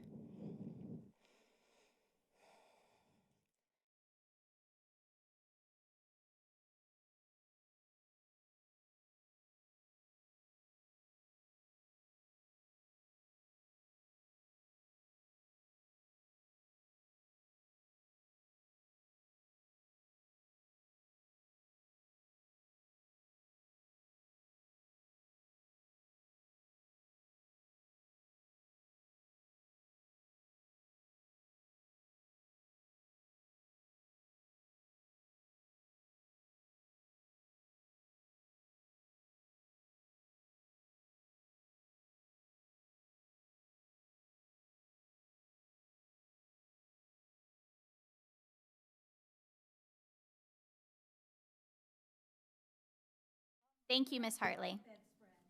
Thank you. Octavio Hernandez. Octavio Hernandez. And on deck is Anita Carson. Good evening, school board. My name is Octavio Hernandez. I am a teacher at Davenport High School. I am also a parent of 2 students at Polk County Schools. I am a union representative. I'm a union member. I am a community civil rights activist, I guess I want to say. And I know you guys know that I bring my club over here, Nueva Nuestras Voces Americanas, Our American Voices. And these are students that, you know, they want to get involved. They want to show how to make a difference in the community. And sadly, I can't bring them right now. Ms. Fields, you asked me where they've been, and because a lot of them have to get jobs now. The community is hurting, ladies and gentlemen. We're over here fighting. We have students that have to work to help pay the bills. Insurance is through the roof. Teachers that have to work 2 jobs. There are so many things that we have to worry about that we have to fix, and that's what we should be focusing on. I wish that I had 100 parents lined up worried about the buses. I wish that I had 100 parents lined up worried about the school lunches. I wish I had 100 parents lined up worried about things. Our teachers, our substitutes that have to cover all the other teachers, our teachers that have to have 2 jobs. I wish I had 100 parents that were this active. I wish they read the algebra books as much as they read these books. It is absurd. My students know. You know what they say, Mr. Hernandez? Thank you for fighting for us. Now, Mr. Hyde, you said that it's so easy for come. It's 8:30, sir. I got to work at. I got to get up at 4:30 in the morning. I still got to drive back to Davenport. Not many teachers out here doing this because it takes a lot of work. It takes a lot of effort to come out here and defend my teachers and my students and my community against these kinds of things because people don't get involved. They listen to the media and they don't listen to the things that are really happening in our community. Now, I would love for you guys to come out. We have a great school, Davenport. Mrs. Cunningham, that's your district. I would love for you guys to come out here at our school. We have a lovely school. We have a lovely facility for you guys to come and host it so our teachers in our community can actually voice of what's going on. Instead of, I can't even have my students listen to this because these people, instead of actually talking about sensible ways to get rid of these books, I understand. They're magnifying the problem by broadcasting, and now my students can't watch this. How am I supposed to show this? They actually did the opposite. And I wish all these parents were that interested in everything else in their children's school. From the lunches, 22-minute lunches, to teachers having to cover shifts, teachers having to have multiple jobs, and we still have to get up in the morning and do our job right. So I'm not going to sit here and apologize anymore because, you know, I am an immigrant. I did move to this country. I know what it feels like. And having representation up here, guess what? There's no representation of our Hispanic community here. And Mr. Hyde, you said 50% of our students are Hispanic. And yet we don't have one school member that's Hispanic out here, right? And then I have to hear this xenophobia about immigrants and coming here. And I just have to say, not everyone that works in a farm is an illegal, folks. They are citizens out there that are getting money, and they're going to lose out of money if our school board doesn't accept these funds. We need this money. There are citizens out there. Not every single person that works in a farm is an illegal immigrant. But I want to say this before I go. Just one last thing. You know, I don't have a lot to gain out here, but my students have a lot to lose. So I ask that you guys work on the things that are needed. Thank you. Thank you, Mr. Hernandez.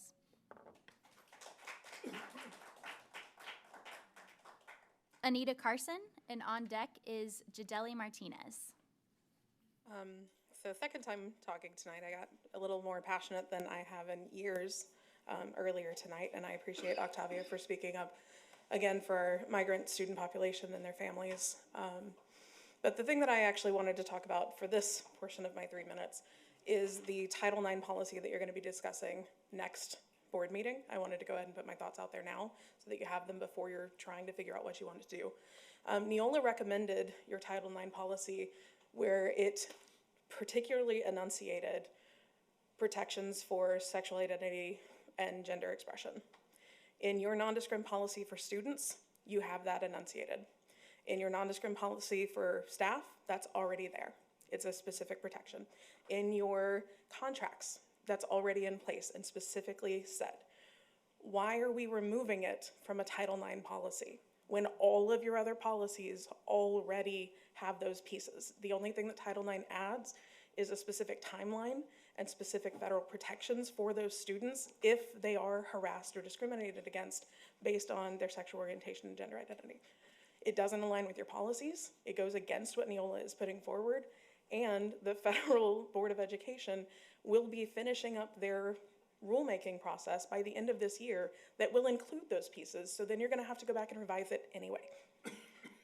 So I implore you to go ahead and put that into your Title IX policy. There's no reason to take it out. Not sure why it was taken out in the first place. Not sure when we started going against Neola recommendations. I've been watching this board for almost a decade now, and we generally follow the Neola pieces because they keep us in line with the law. I'm not sure why we're trying to remove protections from students and staff against what Neola is recommending. So I'd like for you to take that into consideration as you talk about it. Thank you. Thank you. Jadeli Martinez, and then on deck is Dan Frage.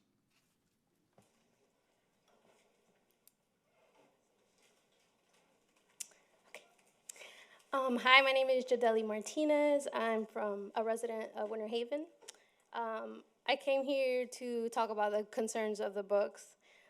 This is actually my first time being at a school board meeting. I've heard it a couple of times, just like zooming through on video. I worked for 3 years at Polk County. I was at Westwood Middle School.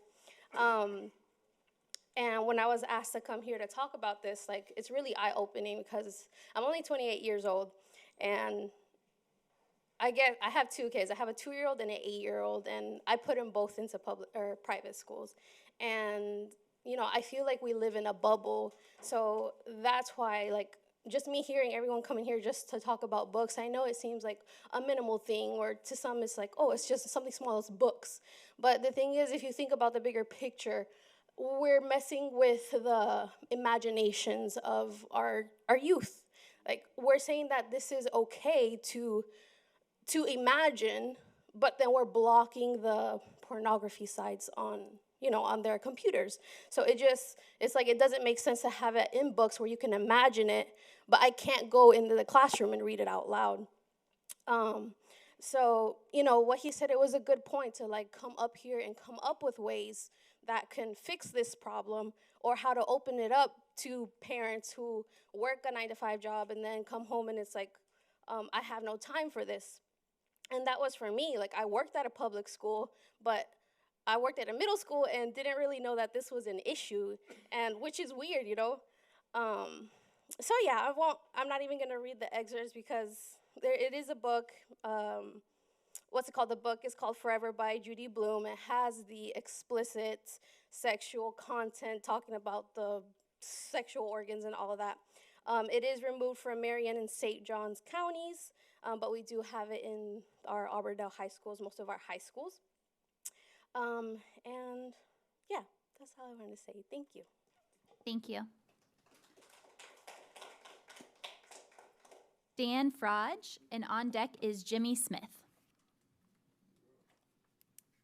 Well, I appreciate you hanging around this late hour. I've been here 4 hours myself with my 3 minutes of time. Board members are interesting creatures. Most of you were elected because you're leaders in your community. You've got good reputations. You're businessmen. But when you get on a board, I've seen that sometimes people morph into what the board wants them to be. And I think that's very sad to see. I once stood before the board of the Polk Community College many, many years ago when it was just a fledgling little community college. Well, I represented a little Christian school with graduates that weren't going to be accepted at Polk Community College. And yet our SAT scores and ACT scores were stellar. We had graduates going to accepted at Harvard and University of Florida, Florida State University. So I approached the board and said, why the discrepancy here? Why the problem, or why the discrimination? And without every one of them on that board, who would you think would be independent thinking people, all went and looked at whom? The attorney, to see what their answer would be. Not one of them had the courage to do what was the right thing to do. And I think that's where we're at tonight. I think you need to have the courage to stand up. Don't quote me, Mr. Superintendent, about state boards and what's qualified and what's appropriate, age appropriate. What nonsense. I'm a professional engineer. I've got a BS from Purdue University in engineering. I've got a master's and a doctorate in education, doctorate. I'm a professional engineer. It took me 5 years of internship to get to that once I took the exam and passed it. It's a rigorous course. And what I heard here tonight was a lot of backslapping about what wonderful job Polk County's doing. And I don't doubt that many of the teachers are very dedicated, but this county is deplorable. We're 60 out of 66 in this state. We don't pre and post test because we don't want to know really what's going on. We don't use a national achievement test because we really don't want to compare ourselves with other states. No, we're going to use some Florida achievement test, comparing ourselves with ourselves. The Bible says something about that. So with reference to the discussion at hand, and I won't be reading any excerpts from pornographic books, as some have already done. But I'd ask, how many pastors were requested to develop those approved lists that you seem to applaud? Thank you.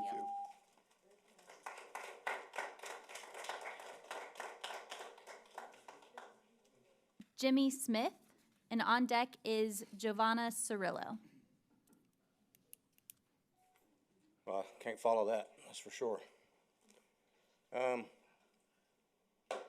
have nieces and nephews, grandchildren that go to these Polk County schools. I'm not a public speaker. I certainly can't deliver like some of the people have here tonight. And even if I did read these excerpts, I think it's just falling on deaf ears. And it makes me wonder how you can continue doing your jobs. You say you're meeting state standards. What I'd like to know is, where are your standards? Do you have any standards? I'm sure you weren't raised being able to read this. Excuse my French. I challenge you to find some standards.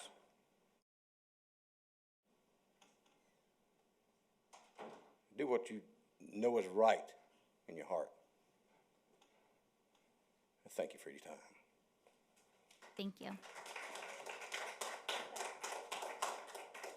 And Giovanna Cirillo? She left. All right. Well, seeing no further business to come before the board, this meeting is adjourned.